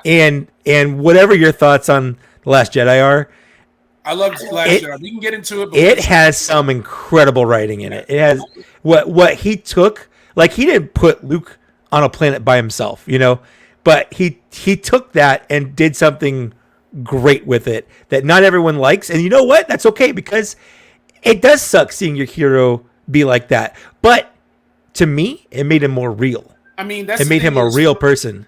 For the people who grew up on the prequel trilogy and then they watch episode 4 and they see an aged, broken down Alec Guinness Obi-Wan, that's what that feels That's like. exactly what that is. Yeah. Well, not only Alex Guinness, but Yoda is literally on a swamp planet away from everyone. Yeah. Yeah. Yoda has crack. Like, Yoda's laughing at you. You're like, what are you laughing at, you little? He's lost himself. He's crazy, 100%. Talking to himself. And they're like, who are you talking to? Yeah. Who are you laughing at? I think we scared everyone out of the chat. We did. No, we did. Super hard. And I knew as soon as I brought up that name, as soon as I bring up Last Jedi, I know it's very divisive, but he's done some incredible things. And we were talking about favorite movies. Last Jedi is my second favorite Star Wars movie. It's hands down. Because hands what down. Last Jedi ended up doing is it challenged people. And people don't always go to a Star Wars movie for a challenge. But the thing is, when we think back to when you were a kid, like, think back to the first time you found out that Darth Vader was actually Luke's father. Right? Think about the time that Tarkin blew up a fucking planet right in front of Princess Leia's eyes. That's what these movies do. And I think it just shocked people because they weren't ready for something like that with this app. Yeah. And to that line of thought, KJ, is the fact that that's why I love what Filoni and Favreau and company are like. What they did with the prequels, with the Clone Wars, they made us really appreciate those movies. Agreed, 100%. Yep. Like, yes, granted, the line, you know, somehow Palpatine's returned is a bad line, fine, but we're now getting a really good, you know, viewpoint of the new trilogy, and like, I like The Force Awakens. That's actually probably my I like it. And everyone's like, well, it's just a New Hope. Well, yeah, because a whole new group of people into it. Yeah. And I wish there had been more cohesion on that trilogy. Sure. Absolutely. And whatever they do next, I need John Boyega to be part of that Jedi. Same. He's a Jedi. He's a goddamn Jedi. Well, he is in the Lego movie show, but so I don't see why they would have him be one in Lego and not in, you know, Star Wars. Like, I think that's clearly the way they were going. Like, with having Daisy Ridley come back, I think they're saving a lot of surprises. I think they're saving a lot of stuff because a lot of those guys are still tight with each other. Like, Kelly Marie Tran is still tight with a lot of those folks, right? So I think they're going to try to have a redemption arc for the sequel trilogy, and because they're just going to keep it going the same way. Well, they can, Clone Wars. saved the prequels for a lot of people. They're the kids that grew up where they didn't know any better. This was their first Star Wars, so they were instantly in love with everything because they didn't have anything for context. They didn't grow up with the original trilogy, you know. Yeah. So it's the same kind of thing. There are kids now that love the sequel. Like Rey is their character, Kylo Ren is their Darth Vader because they don't know any better. Like this is their Star Wars for their generation. Right. So when they grow up in 15 years or whatever, the love for the sequel trilogy is going to be basically where the prequel trilogy is now. I can't tell you how many episode 7, 8, 9 memes I see on TikTok. Right? How many Kylo Ren, Ben Solo memes? It's like the youngins, they got love. They love it. They love it. Absolutely. And it will be up to us, sadly, to tell people, KJ, you do a wonderful job with this. Tell people to shut the fuck up. If they do bring Kelly Marie Tran back because of the massive amount of hate she got for. Oh man, what? All right, so prequel Defense Force. All right, sequel Defense Force. I'm just going to defend Star Wars. I don't care. I love Star Wars. I love it. And the thing is, you have to protect fandoms. You have to protect people from bad faith actors. And there's a difference between people who have legitimate criticisms, criticisms, right? Because none of these movies are perfect. None of them. Except for none of them. Not even original trilogy is perfect. Like none of them. Yeah. None of not one. And it's and you gotta have. I don't know if forgiveness is the right word, but you gotta cut them some slack. Cut them some slide. All right. Season 2 of Mando was better than season 1, and then season 3 they had to find ththings out, but it finished strong. Yep. It finished real strong. It did. Absolutely. Well, you know, I made a joke post last night about Return of the Jedi. You know, I was thinking in my head, okay, if they released Return of the Jedi now, like, or if Twitter was around or the internet was around when Return of the Jedi was released, what are the complaints they would have? My first one was these Ewoks, too kiddie. No one would take them seriously. How are they beating the Empire? This doesn't make any sense. You know, or you know, oh, Princess Leia kills Jabba the Hutt. Oh, the girl's got to get her moment because woke. You know, things like that. We're like, he's in a metal bikini. This sets us back decades. Yeah, it's just you know people take this stuff way too seriously. Or with the Luke Skywalker stuff, like Luke Skywalker wouldn't kill his dad. He went there to save him. But like, yeah, he literally wailed on him for a good 5 minutes when he threatened his sister. Like, you can't tell me that there wasn't a time where he was gonna to kill Darth Vader for a hot minute there. Oh, he was wailing on him. Yeah, he's wailing on him. Like, you can see in his face, like he had murder in his eyes. Like he was going to straight up murder Darth Vader. Yeah. So my relationship with Return of the Jedi is that it was a son saving his father, and it's just something really beautiful about that moment. Yep. What I don't get about George Lucas, and for example, the Hayden Christensen Force Ghost at the end of this, now he's Anakin again because Anakin died at that moment and then became Darth Vader, and now Anakin's back. It's like that removes the visual of a healed Sebastian. When we see Sebastian Shaw under the armor, he's desiccated skin, scars. It's like he's basically like about to crumble to ash as soon as we see him, and then at the very end, he's made whole and anew, and there you see him. There's Anakin Skywalker, and for decades, in my mind's eye, that's who Anakin Skywalker was, and he got to be that. He is. Love of his son, and I don't. So with George Lucas, nobody's perfect. This is the Grand Wizard Master who give us all these stories, but people just get it wrong sometimes. They just get it wrong. And if KJ, I've got some bad news for you, buddy. Within let's say 15 years, but it's probably going to be sooner. We're going to see them change Return of the Jedi again, and they're going to superimpose Hayden Christensen, an aged Hayden Christensen, under that mask. You mark my words. Don't. No, you mark my words. They're going to refilm him and digitally insert Hayden Christensen. Say that because it's just it's you know they're gonna do it. You know they're gonna do it. And they're doing it for cohesion. That's exactly why they're doing it, for cohesion. Search your feelings, JJ. You know it to be true. No! That's not true. They can't stop fiddling with those movies. They're never going to be finished. They're always going to be doing something with them, and that's the next thing they're going to do. Well, we have one dissenter. David Speck does not think that they're going to do it. Listen, I hope you're right. I'm not saying I'm right. I don't want them to be right. And DWH, that's the closest I've seen anyone make a good rational point about Christensen Force Ghost. Yeah.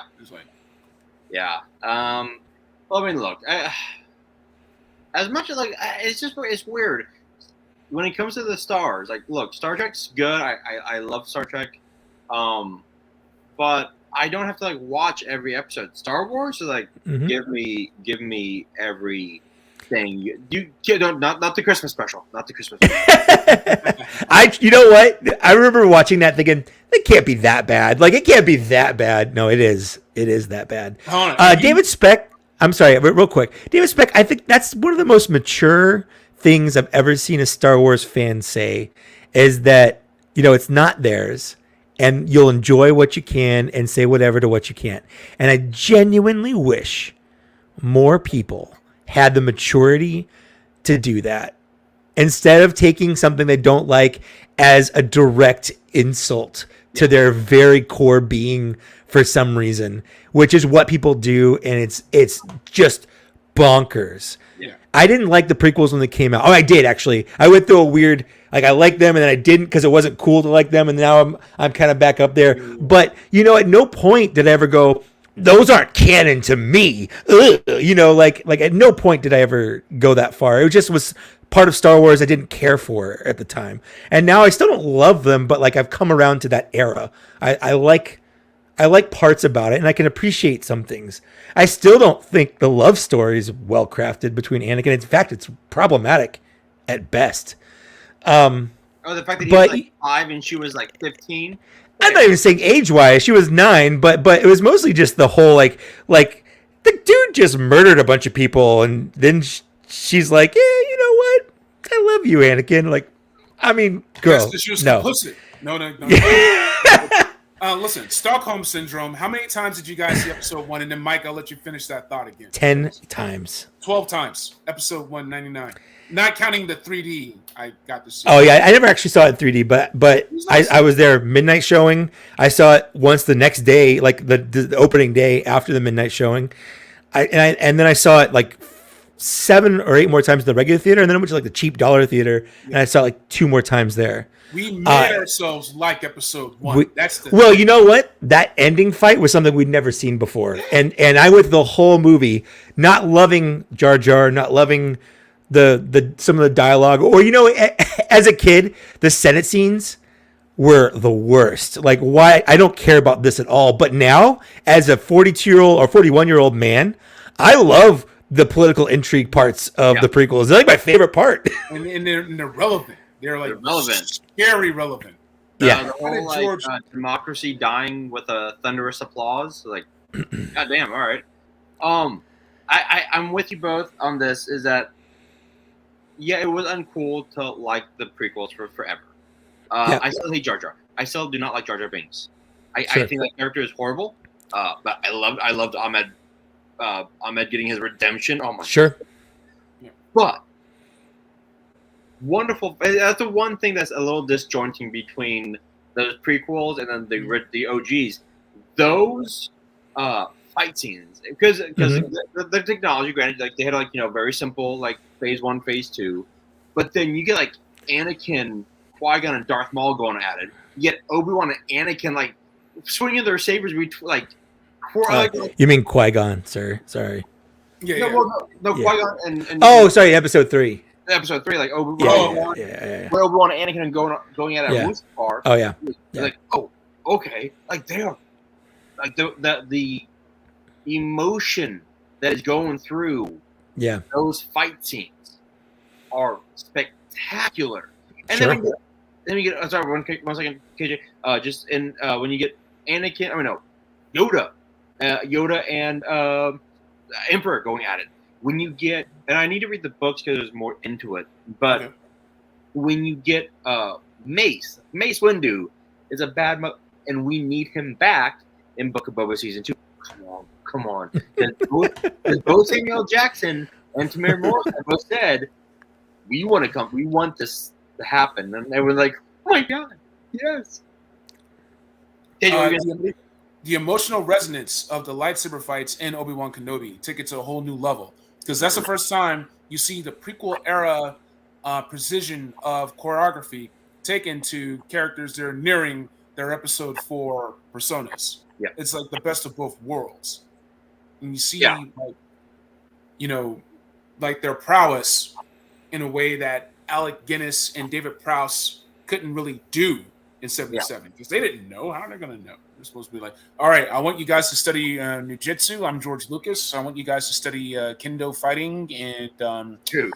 Well, this is going to be a 4. You're fighting in Form 4. You're fighting in Form 3. It's like this stuff didn't exist. It's like, can I get a stunt double? It's like, no, we don't have stunt doubles. Hong Kong style, they don't do stunt doubles, and that's how it's 1976, and that's how we're going to do it.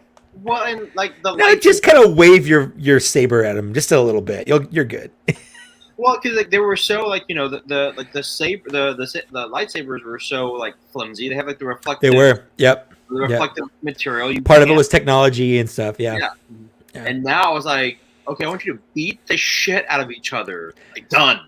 Yeah, now they have like LED sabers. They don't have to like rotoscope colors onto them. They're just straight so cool. LED sabers they're actually hitting each other with, which is rad. Yeah. Yeah. I mean, it's just it's amazing. What do you think? No, sorry. Go ahead. No, I was just gonna say, like, look, as much as I hated the prequels for a lot of like throughout college, I'm like, man, I hope like they get fix this, fix that, and I don't, whatever. Now it's like, I'll give the fight scenes. I'm good. Some of the stuff was, fine, and some of it was just amazing. Like there were varying degrees within each movie. It's like, all right, the fact that Christopher Lee is, was an amazing, Darth. Which Darth was he? Damn it. He was Count Dooku. He was Darth Tyrannus. Darth Tyrannus. But the fact that his saber has a historical significance to it is, I love that. Little for anyone watching that doesn't know it, it is curved because he can trace his lineage back to, I think it was Constantine. No, Constantine. Yeah, Constantine. Yeah.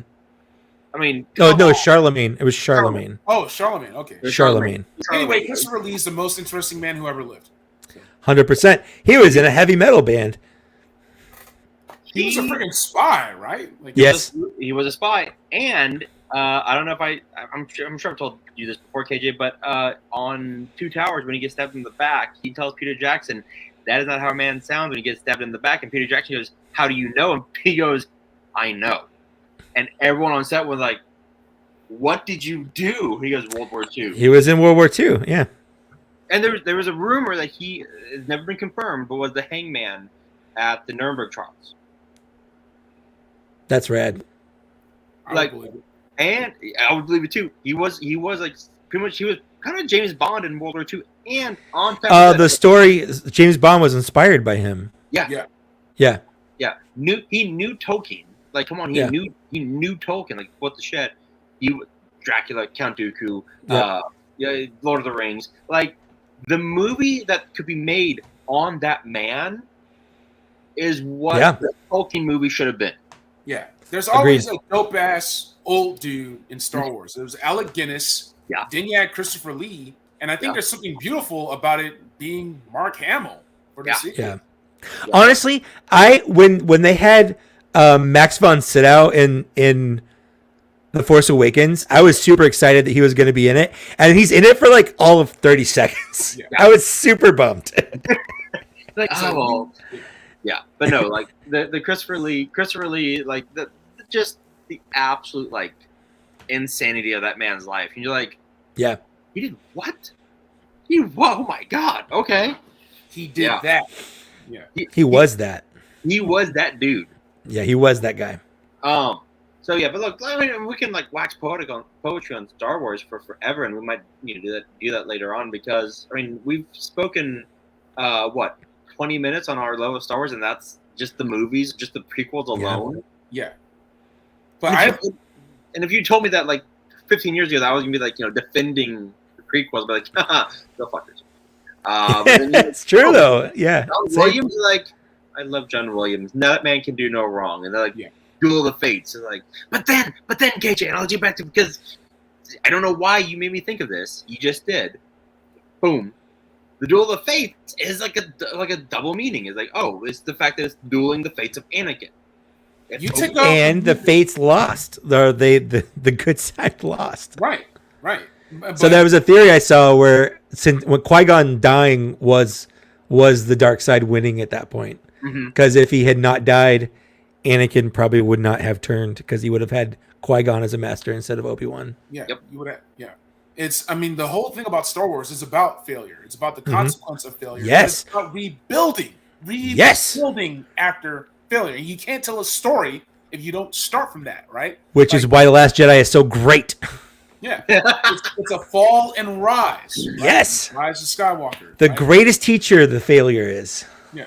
So and that's look when was it Last Jedi or Rise of Skywalker when Yoda comes down and like once again just he's laughing and like brings the Force. Last Jedi. Last Jedi. Yeah. Boom. Yep. And Luke is like, what did you do? The sacred text. The sacred text. He's like, yeah, no one read them. He literally is like, screw those things. Nobody read them. Nobody read them. Like, yeah. And if you go back and you watch the prequels, you watch the Clone Wars, you watch the OG, all of them failed. So when everyone's like, oh, Luke would have done that. Yes, he would have.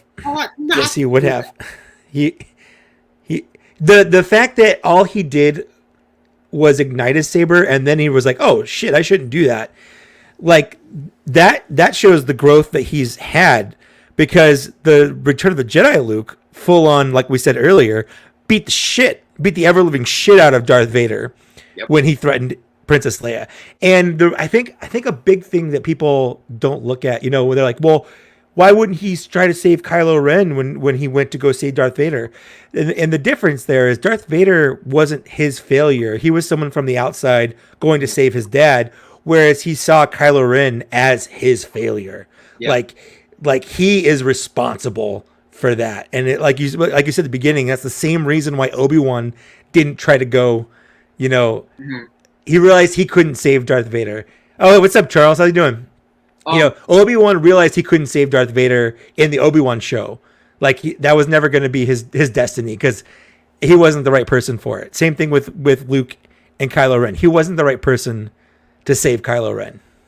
Well, and someone was saying like, well, why didn't because in the OG, Luke can sense everyone like where they're at. Like, yes. And like, well, why couldn't he sense it like in the new trilogy? Because he cut himself off. He cut himself off. Yeah. He can't feel it because he like if you watch it, he cut himself off. And actually, okay, I will defend Obi-Wan being a hermit because Sam Witwer actually had a great story of like why he was doing that. I don't think you have to defend it. I think it's a logical choice for him. He's running. He's watching Luke, right? Yeah. But it was before we got the Obi-Wan show, and it was during Rebels.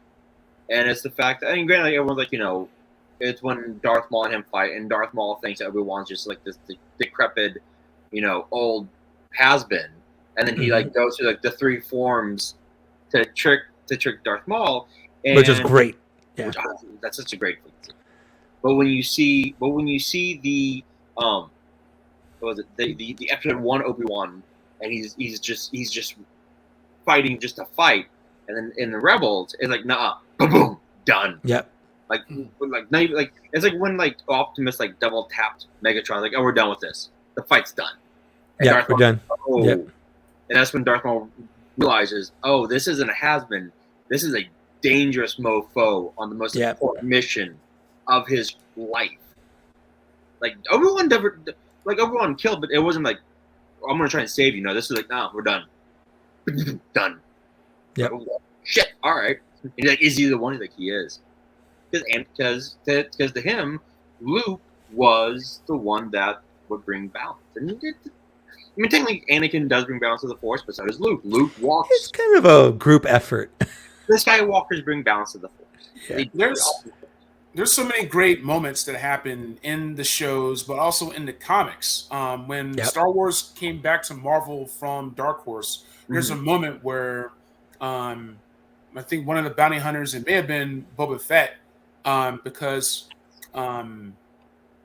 or somebody tells him like, "Hey, we found out who that pilot was," and this is like it takes place after New Hope, in between New Hope and Empire, and it's like, well, who was the pilot? It's like some guy named Luke Skywalker.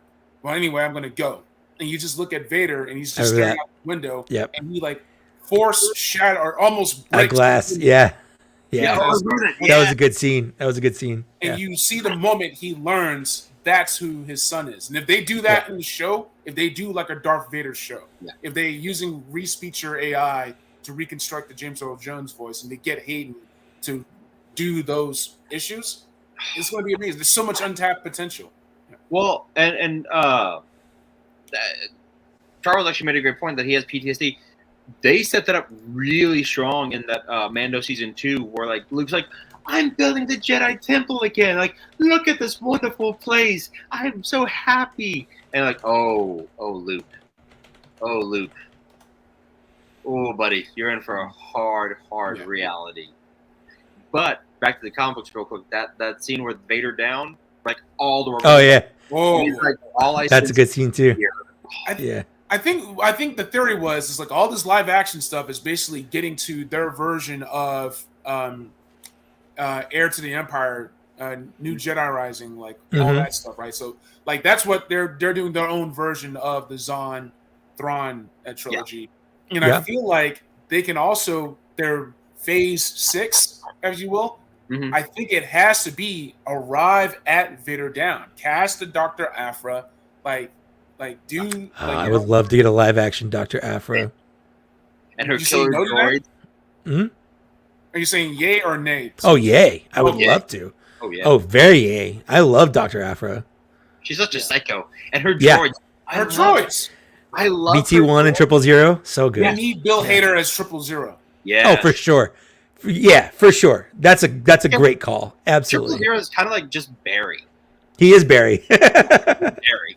My friend we're giving those comics and novels some love right now. And you know, one of the weird things that Star Wars has been doing lately is casting popular comedians as droids. Yeah. It's such a weird choice. I mean, you had Matt Berry and Boba. Matt Berry, Richard Iowade, Ben Schwartz is BB-8. Ben Schwartz, he was BB-8. Well, Bill Hader and Ben Schwartz were both BB-8. Yeah. Now I love the fact that they had who plays Ted Lasso? Jason Sudeikis. Sudeikis and the guy from Happy Endings were the two scout troopers in Mando season 1. They had him like, stop looking in the bag. I just want to look in the bag. Stop looking in the. It bit me. Like he punches Grogu. It's hilarious. I love it. Okay. So the orange sabers coming out in Ahsoka, they are former Jedis. We will see that they are former Jedis. They haven't gone full Sith, but they're no longer Jedi. They have gone, I think, Dark Force users is what they're being called, if I'm correct. Yeah, they're kind of like gray Jedi. I guess they would be dark gray Sith at this point. Yeah. So I'm like that. I'm really. I love Ray Stevenson. Shitty Punisher movie, really good Punisher. Decent Firefly, and for my Joe fans out there. It's true. He was a good Firefly. Forgot about that. You know what? Hold on. Yeah. I don't care what anyone says. I actually legitimately love the second G.I. Joe movie as a G.I. Joe movie. Retaliation is just a fun, stupid movie, and it's about as good as you can expect a live-action G.I. Joe movie to get. It had everything. It had stupid vehicles. It had Zartan. It had Cobra Commander, like Firefly, Storm Shadow. Oh, everything was there that I wanted. I actually really like that movie. I don't care. I thought it was fun. Like, granted, The Rock was The Rock. Rock Block. Yeah. Yeah. It was fun. It was fun. They sound like Snake Eyes. I thought Snake Eyes was a fun movie. I didn't like Snake Eyes that much. I felt like it was too distant from G.I. Joe. Like I mean, Scarlett's in it, the Baroness is in it, but like Snake, I don't know. I was disappointed by it. But maybe my expectations were too high. In Snake Eyes Origins. Yeah. Snake Eyes was like Earth 2 Snake Eyes. It wasn't Prime. It wasn't Earth Prime. Fair enough. It was Earth. Fair 2. enough. Yeah. That's It is weird that I just feel like if you're gonna have a Snake Eyes origin and you don't have this reason for not talking in there, I feel like you failed as an origin story because that's like his most distinctive trait is his muteness. That is true. That is true. So keeping on with Star Wars real quick.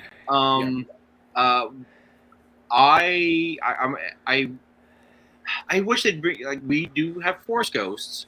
Yeah. I would love to see Kanan as a Force ghost. Just saying. They can get Freddie Prinze. They can get him. See. Well, that or like a flashback or something would be cool in the Ahsoka show. That's for sure.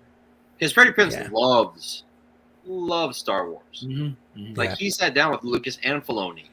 Yeah, they're gonna do something special. They're gonna do something really. I really hope. I hope it's a surprise. I really do. There have been leaks over like the Dark Jedi people and what happens with their looks in Origins seems like it mirrors a lot with what happens in Jedi Survivor. I'm not going to give any spoilers or anything, but there's a similar character in Jedi Survivor with a very similar colored lightsaber.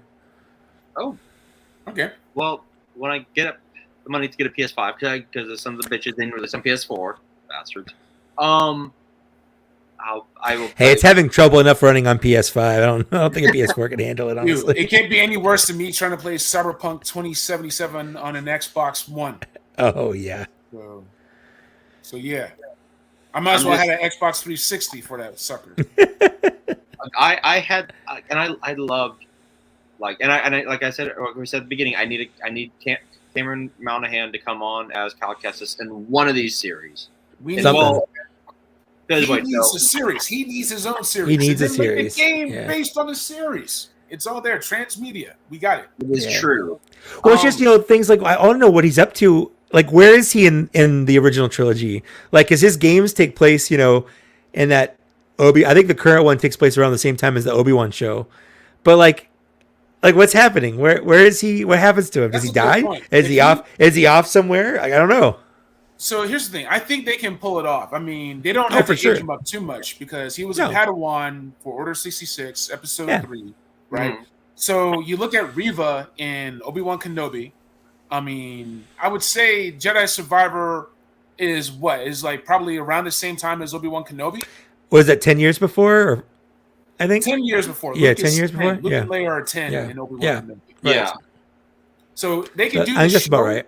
Yeah. If they do the show, they don't have to do a season 2 of Obi-Wan Kenobi. Just do the Jedi Survivor show, and then they can bring back Ewan for a cameo. Easy peasy. Yeah. And Ewan has said he wants to come back as Obi-Wan. Like you've got Obi-Wan saying he wants to come back. Bring him back. Yeah. Win something. Like we know Hayden's going to be in Ahsoka. We're getting the rise of Hayden. The last, Christensen. That's what I wanted to ask you guys. Okay, so what I wanted to ask you guys minutes before, and I don't want to go with too much of a tangent because I know the show is running long, but holy shit, I'm having so much fun right now. Star Wars Day. So I'm using that as an excuse. Should Mandalorian have been a trilogy? Should Obi-Wan Kenobi have been a Star Wars story? Theatrical. Would it have been better? Would it have been more emotional resonance? Because I still say Star Wars belongs in the theater. And people can't get too used to small screen Star Wars. It's bigger than that. I don't know. I feel like you get more time in a show, which may be part of the problem people had with Obi-Wan. I remember a lot of the discourse with Obi-Wan was, having those week-to-week episodes. People are like, what about this? What about this? And the answer is just wait until the show's done before you judge this stuff. Like, people are like, oh, how could they kill the Grand Inquisitor? He's in Rebels. How is he dying here? And he's also in Rebels. Just watch the show. Just enjoy the show. Enjoy the journey. Make your judgments afterwards. And get your questions answered then. But at the same time, where we would have had maybe a 2-3 hour at most movie with Obi-Wan, we got 10 hours or 8 hours of Obi-Wan storytelling. So I'm not against it. I'm not against it as a show, but I do see the value in having just a chunk of story, and that's the whole story right there. I kind of like the way that Andor did its storytelling, where it had little arcs. Miniseries. It was a series. It was like, it was like, 3-episode series where if you're watching them one at a time, they're kind of boring and slow, but when you watch them all at once, you're like, this is an incredible story. And it always crescendos into something amazing, like with the eye, or with the what's his face's ship with the beams coming out and all that stuff. Like, it always ends really cool, and it has the build up to get there. So and I would see that. I would say, like Andor, if you watch British television, they have episodes that are feature length sometimes. Sometimes a show, Luther would would have 2-hour episodes. Yep. Right? Or Sherlock, the Sherlock Holmes was like that. Yeah. And so what Andor struck me as is that Andor is, it's 12 episodes. It's 4 movies. It's 4 movies, yeah. It's you meet Andor on his planet. You have the heist movie. You have the One Way Out movie, the Narkina series, right? Yep. And then you have the finisher with Fiona Shaw as Andor's mother. Just like, oh my, I'm gonna just start. So good, yeah. Again. I'm just gonna watch it again. Honestly, I probably will too. It was incredible. Yeah. So I agree. I'm actually on. I agree with you, both of y'all. It's why I've gotten mad with Marvel at times, Marvel Comics, when like they're doing a new story, a new comic book, and they like rush out to press like, oh, this is what's going to happen. Like, just let people read the book. Happen. Yeah. It's like when Captain America went Hydra and became. I remember Hydra, that. Yeah. And everyone like threw a fit, and then like you read like when you get to the final chapter of the series, the real Cap came out. And then there was a message in there. You don't stop fighting against evil. Like it's a series, guys. It's a book. You don't read one book and after the first chapter, what? This sucks. Like there's a whole other book to read. My problem, and KJ, you kind of hit on this a bit with Obi-Wan, and I loved Obi-Wan. I thought like the first half was boring because it's a build up, and then you get to boom. The problem with that is the problem I have with a lot of CW shows. Like Black Lightning, that first season, fantastic. There's only like what? I think you had 21 episodes, but they were all like each one led to something. And then you got like, we're going to have 23 episodes, 12 stories. I mean, 12 episodes will be really good, and then half will be absolute crap, but we need filler. I think with Obi-Wan, if they had made it a movie, I agree. Cut out all the fluff and make it a tight movie, a tight 2.5 hour movie. 2.5 hours, yeah. You get a wonderful story. That's why, like with I agree. Like going to kind of like it was going that it was tracking that way. Lucifer, the first 3 seasons were like that episodic 21 episodes. The final 2 seasons, you had 12 episodes and 10 episodes. You had to tell a tight story to each episode. Like oh shit! Like it's boom, boom, boom. No fluff. Arrow final season, 8 episodes. Every episode was impactful. I think with Obi-Wan you had. I know it was only like 6 episodes. Yeah. But I think half of that was like they're. Red Hot Chili Peppers chasing Leg. Yeah. We don't need Leia to get captured again. We don't need to go rescue her again. Exactly. Yeah. There's a lot of filler in there. With Mando, I feel like everyone was looking for like, well, season 1 was like Lone Wolf and Cub, and season 2 was gangster-esque, and then season 3 was like, well, season 3 is a side quest. It's like kinda, but it's also the Mandalorian is now the Mandalorians. Yeah. Now going into season 4, we have like this like entire like family, and someone put it best like, no, season 3 is actually religion. Yeah. Every episode is like the apostate, right? Like they're like losing faith, finding faith. Like what do you put your faith in? And at the end of the episode, at the end of the season, if people were paying attention, you put your faith in your fellow person. Like Bo-Katan has no faith in season 2. At season 3, she's walking the line. Yeah. Well, and to your point, the whole thing with the spies, everyone's like, oh, who's the spy? No, the spies were the Mandalorians. They were scouting. It's a biblical story of the Israelites or the Hebrews that scouted the land of Canaan. There were 12 of them. There were 12 Mandalorians that went to go scout the Mandalore to see if it was inhabitable, to see if it was good. It's a direct parallel for a biblical story. Like it's on the nose. There wasn't a spy. They were the spies spying the land is what they were doing. And just kind of your point, there's a lot of religious imagery that goes throughout the whole thing. And it was about, even in season 2, you had someone as diehard as Din questioning his faith, removing his helmet because that's what he had to do in the moment. It was questions like how far, Miggs Mayfeld even asked him, like how far will you go until you forsake your values? Like what's more important to you?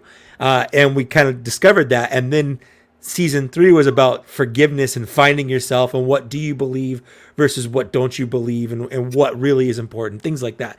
So it's a whole journey, and it was about finding your people. It was about reclaiming Mandalore. People are saying it was side quests. The first season was all side quests. The first season was just Din and Grogu running around the universe trying not to get caught. Like, what's the story there? They just don't want to get caught. Were tech demos. There were tech demos. 100% for the volume. For the volume, it's 100%. And if it weren't for the two strong season 1 ending episodes, the season would have been fine, but it wouldn't have been anything amazing.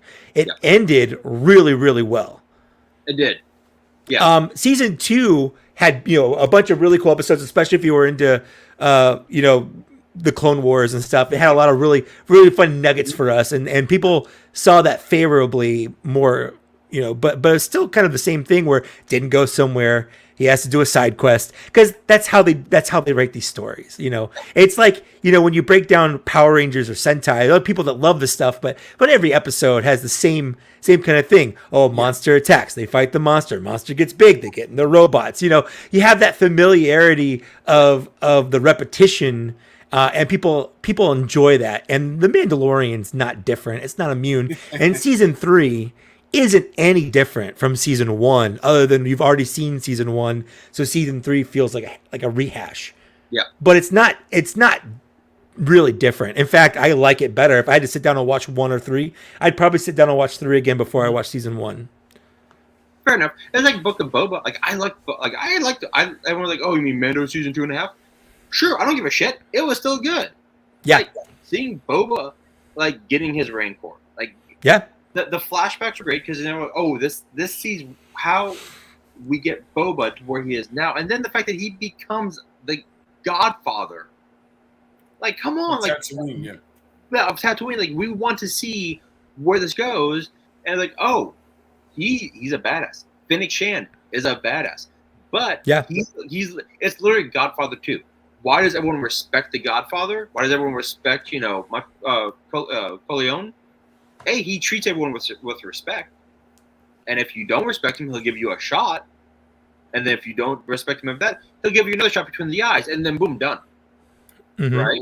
And so when he gets his Rancor and we see, he actually loves this Rancor. All right, this makes sense. We get Danny Trejo. Great little side part. Cool. And then we get Mando coming in because Mando owes Boba. And Mando is a man of his word. I love it. As I feel like with Boba Fett, and I love Robert Rodriguez, Rebel Without a Crew, even the goofy little Spy Kid stuff like that. He's cut from that same cloth, and I think he needed time to figure out, what your Star Wars groove is. I feel like if Rian Johnson were to come back, he would fix a lot of problems that he can iron out. George Lucas was ironing out stuff with Star Wars for crying out loud. 30 years later, exactly.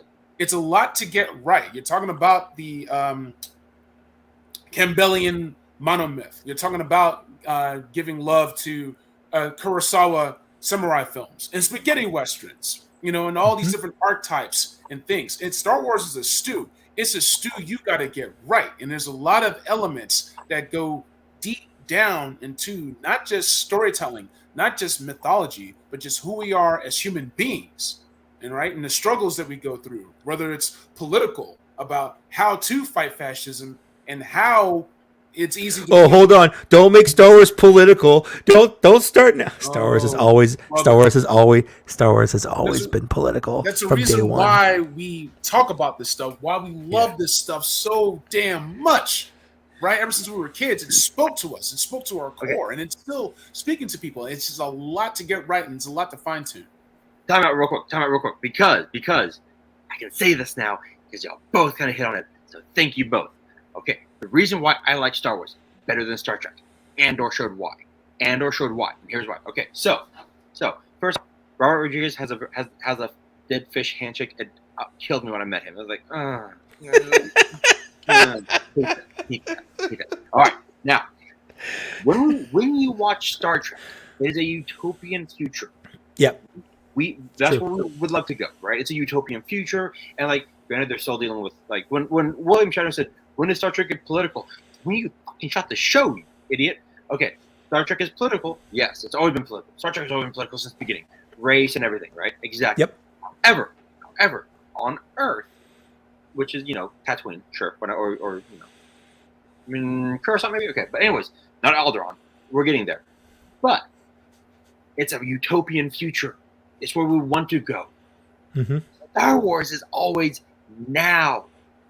Because here's a scary thing. Society resets itself every 80 years, pretty much, because the old generation dies out. Oh, this could never happen again. This could never happen again. This could never happen. Jesus, learn history. It happens again. Star Wars. It happens again. How does the High Republic become this? And how do we get the Sith? And how does the Sith keep coming back? Star Wars is a constant fight. We're always in the thick of shit. You look around America today, it's a constant fight for, these rights won't be taken away. These rights won't be taken away. Shit. This is getting taken away. This is getting taken away. What? Do I have to pull out my lightsaber and fucking go to battle? You know what? Let's go, right? Star Wars, you're always in the thick of the shit. And even when it's like, everything's so nice, and this is how democracy dies with thunderous applause. This is, the Empire that we saw the Empire being bad. Everyone's, what? 2018? What happened? So look, like this shit, it's a constant thing. And yes, it's a lived-in universe. It is a lived-in universe. Look at the episode 1 vehicles, all shiny and new, original, the OG. They're jalopies. Like the Millennium Falcon has gone through some shit.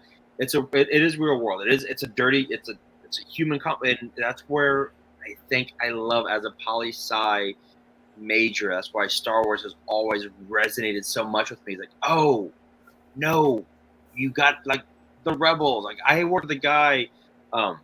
He was like, the Empire. I'm like, dude, you're actively rooting for the bad guy.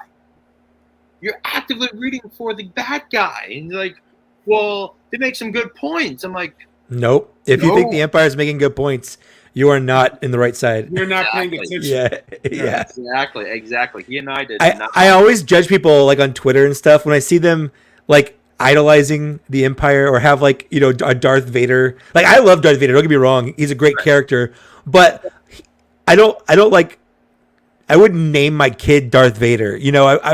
I wouldn't change my name to Darth Vader on like Twitter or whatever cuz he's not someone I want to model myself after. The younglings. Yeah. Exactly. Yeah. It's like I was joking with KJ and Travis, like the Young Jedi Adventures. Like how first episode, like all the kids like yay, and then the final episode is like Anakin coming to see them. I mean, series finales, the darkest series finales, dinosaurs and Young Jedi. Oh my God. Dinosaurs was rough. It was, but here's the thing, and just really quickly, because I want to hear you guys wax on this as well. With Star Wars, with it being an allegory about politics and everything else. Yep. One of the things that got me and why I love season 3 of Mandalorian, it's sort of a damning thing. It's a horror movie. The laxness of the New Republic. The laziness of the New Republic, that's us. Yep. That's us, man. We're the New Republic right now. We're going to let this shit happen unless we wake up and pay attention and do something about it. Yeah. Well, the problem with the New Republic, first, let's take a look at the transition from the Old Republic to the Empire. The Emperor was a totalitarian dictator. Like there was a Senate, but it was really more of a puppet. Like it was there for posterity. They didn't really do anything that he didn't want them to do. But it still took him 19 years until A New Hope to officially disband the Senate. Like he didn't immediately go, no, Senate's gone. It took him 19 years to get to the point where he could disband the Senate without the universe going against that, Right. So now the New Republic has the unenviable position of having to piece together what they're trying to do is basically piece together exactly what there was before. And that it didn't work in the first place. That's why it fell, and you've got bad actors in there actively working against them. On top of you got things like the mid-level bureaucrats where they're just there following the books. Like, sorry, we can't do that. Sorry, we can't do this. They're trying to play their own games. Like it's never going to work. The New Republic, it's never going to realistically work. And seeing the New Republic be shit in season 3 of Mando was something I loved. I actually loved seeing. Same. I wish it went more places in the story. Like I wish there was more payoff for that whole episode we spent with the scientist guy and the girl. I can't remember their names right now. I was expecting more payoff in the season, and I'm hoping that just translates to some other show in the future. I know it's probably supposed to translate to the Rangers of the New Republic or whatever, but it was a good snapshot to show how really tough it is to create a new government, especially when there's so much. Like, could you imagine? It took forever for them to create like the United States, but what they're trying to do is unify the whole globe. Yeah. After a major world war into one government is what they're trying to do. It's never going to be pretty. It's never going to work the way it's supposed to. There's always going to be people that slip through the cracks. It's always going to be shitty to certain people because life is shitty to those people. Like it was very realistic, and it made me. I was intrigued and sad at the same time. Yeah. So it's funny, Mike. You mentioned something that literally Pete Buttigieg said last year on the Breakfast Club. They're asking why is it taking y'all so long? He's like, listen, because the last administration clicked the glass bottle and smashed it.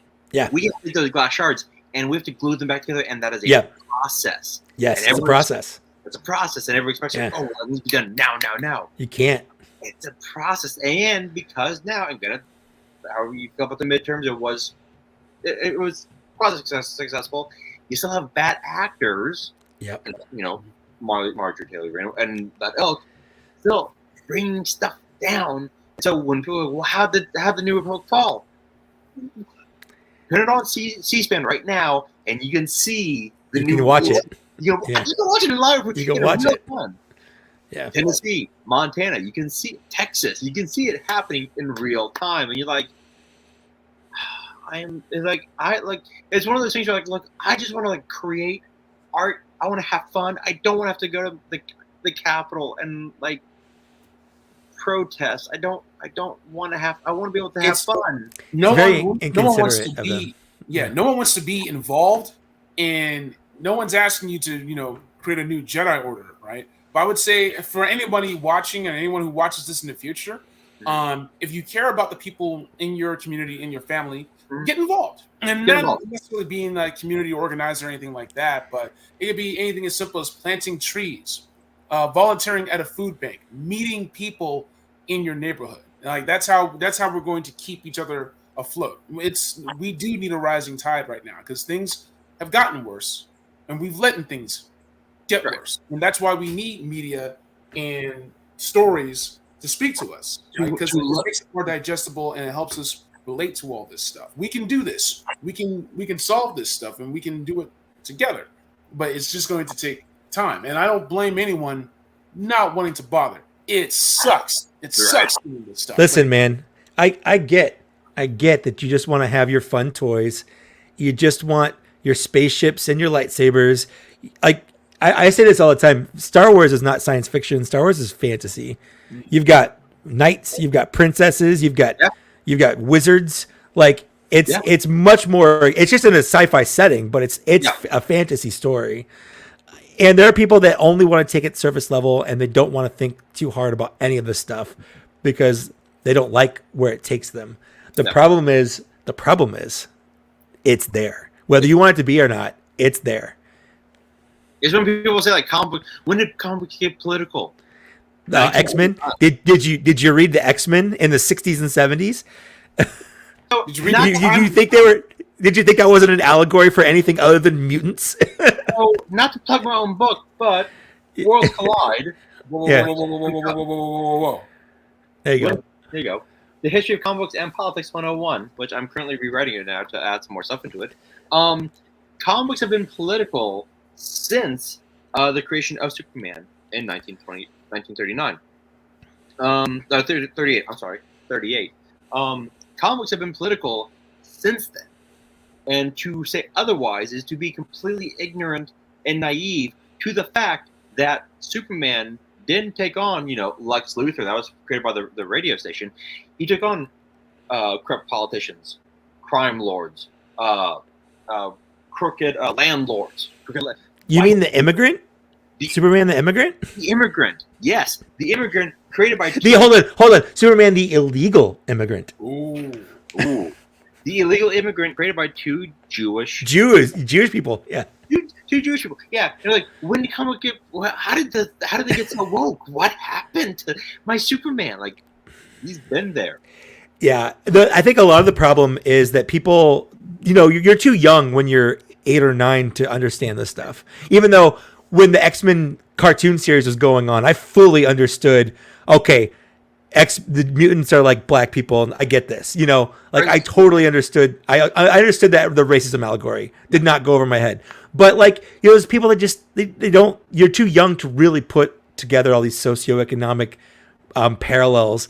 But then when you get older, you start to notice them. But you don't go back and think about that stuff. You just notice it now. So when you go see a movie and you're like, well, that's a little bit too close to real life, and you're like, you didn't think that people watching Return of the Jedi didn't see the Viet Cong? I remember the discourse in Revenge of the Sith when the Emperor was making his grand thing and people were likening him to George W. Bush at the time because there was a direct parallel. And George Lucas said, yes, that's a direct parallel. It's always been there. You just didn't notice it until you did. Yeah. That's it. Yeah. Well, I think people, I saw, it was a clickbaity thing, and luckily I saw a bunch of rip the content creator apart because he was upset, and this is a black gentleman upset that the new X-Men is to be showrun by a black gay man. And I'm like, who better to take on the X-Men? Right? Than a minority of a minority. Like, that's right. Disclaimer, I'm friends with that man, and he's going to do an amazing job. I can't wait for X-Men 97. Can't wait. Really, dude? Yeah. Check the private chat. Oh, okay. But keep going. Yeah. No, when I heard that, I was like, that, when you hear something like that, it makes so much sense. You're like, how does this not happen before? It's so on the nose of who should be running it. You're like, holy shit, this guy, and then you're like, oh, can a gay black man talk about X-Men? It's like, yes. Yeah, you just talk about it. It's his life. He is an X-Men. Dude, the legacy virus in the X-Men was 100% HIV. Yeah. It just was. Yeah. Actually, and I'm not gonna say who it was, but I had someone very close to me come out years ago, and they were a little afraid about how I was gonna handle it. Which I was like, you should know. He's like, and he was like, I just, I wasn't sure. I go, listen. I go, we grew up on the X-Men. Yeah. I go, you're an X-Man. And the dude nearly started, was tearing up because it meant that much. And I'm like, no, you're a superhero, my dude. You're a superhero. And he got emotional. I'm like, no, this is what this is about. Mm-hmm. All of it. Maybe not the Australia years, but whatever, Maybe Australia. They were in Australia. What do you want them to do? Like, okay, but like legacy virus, you know, the 70s, like, you know, Luke Cage, like all of this. It's just like the next, like the next generation of X-Men.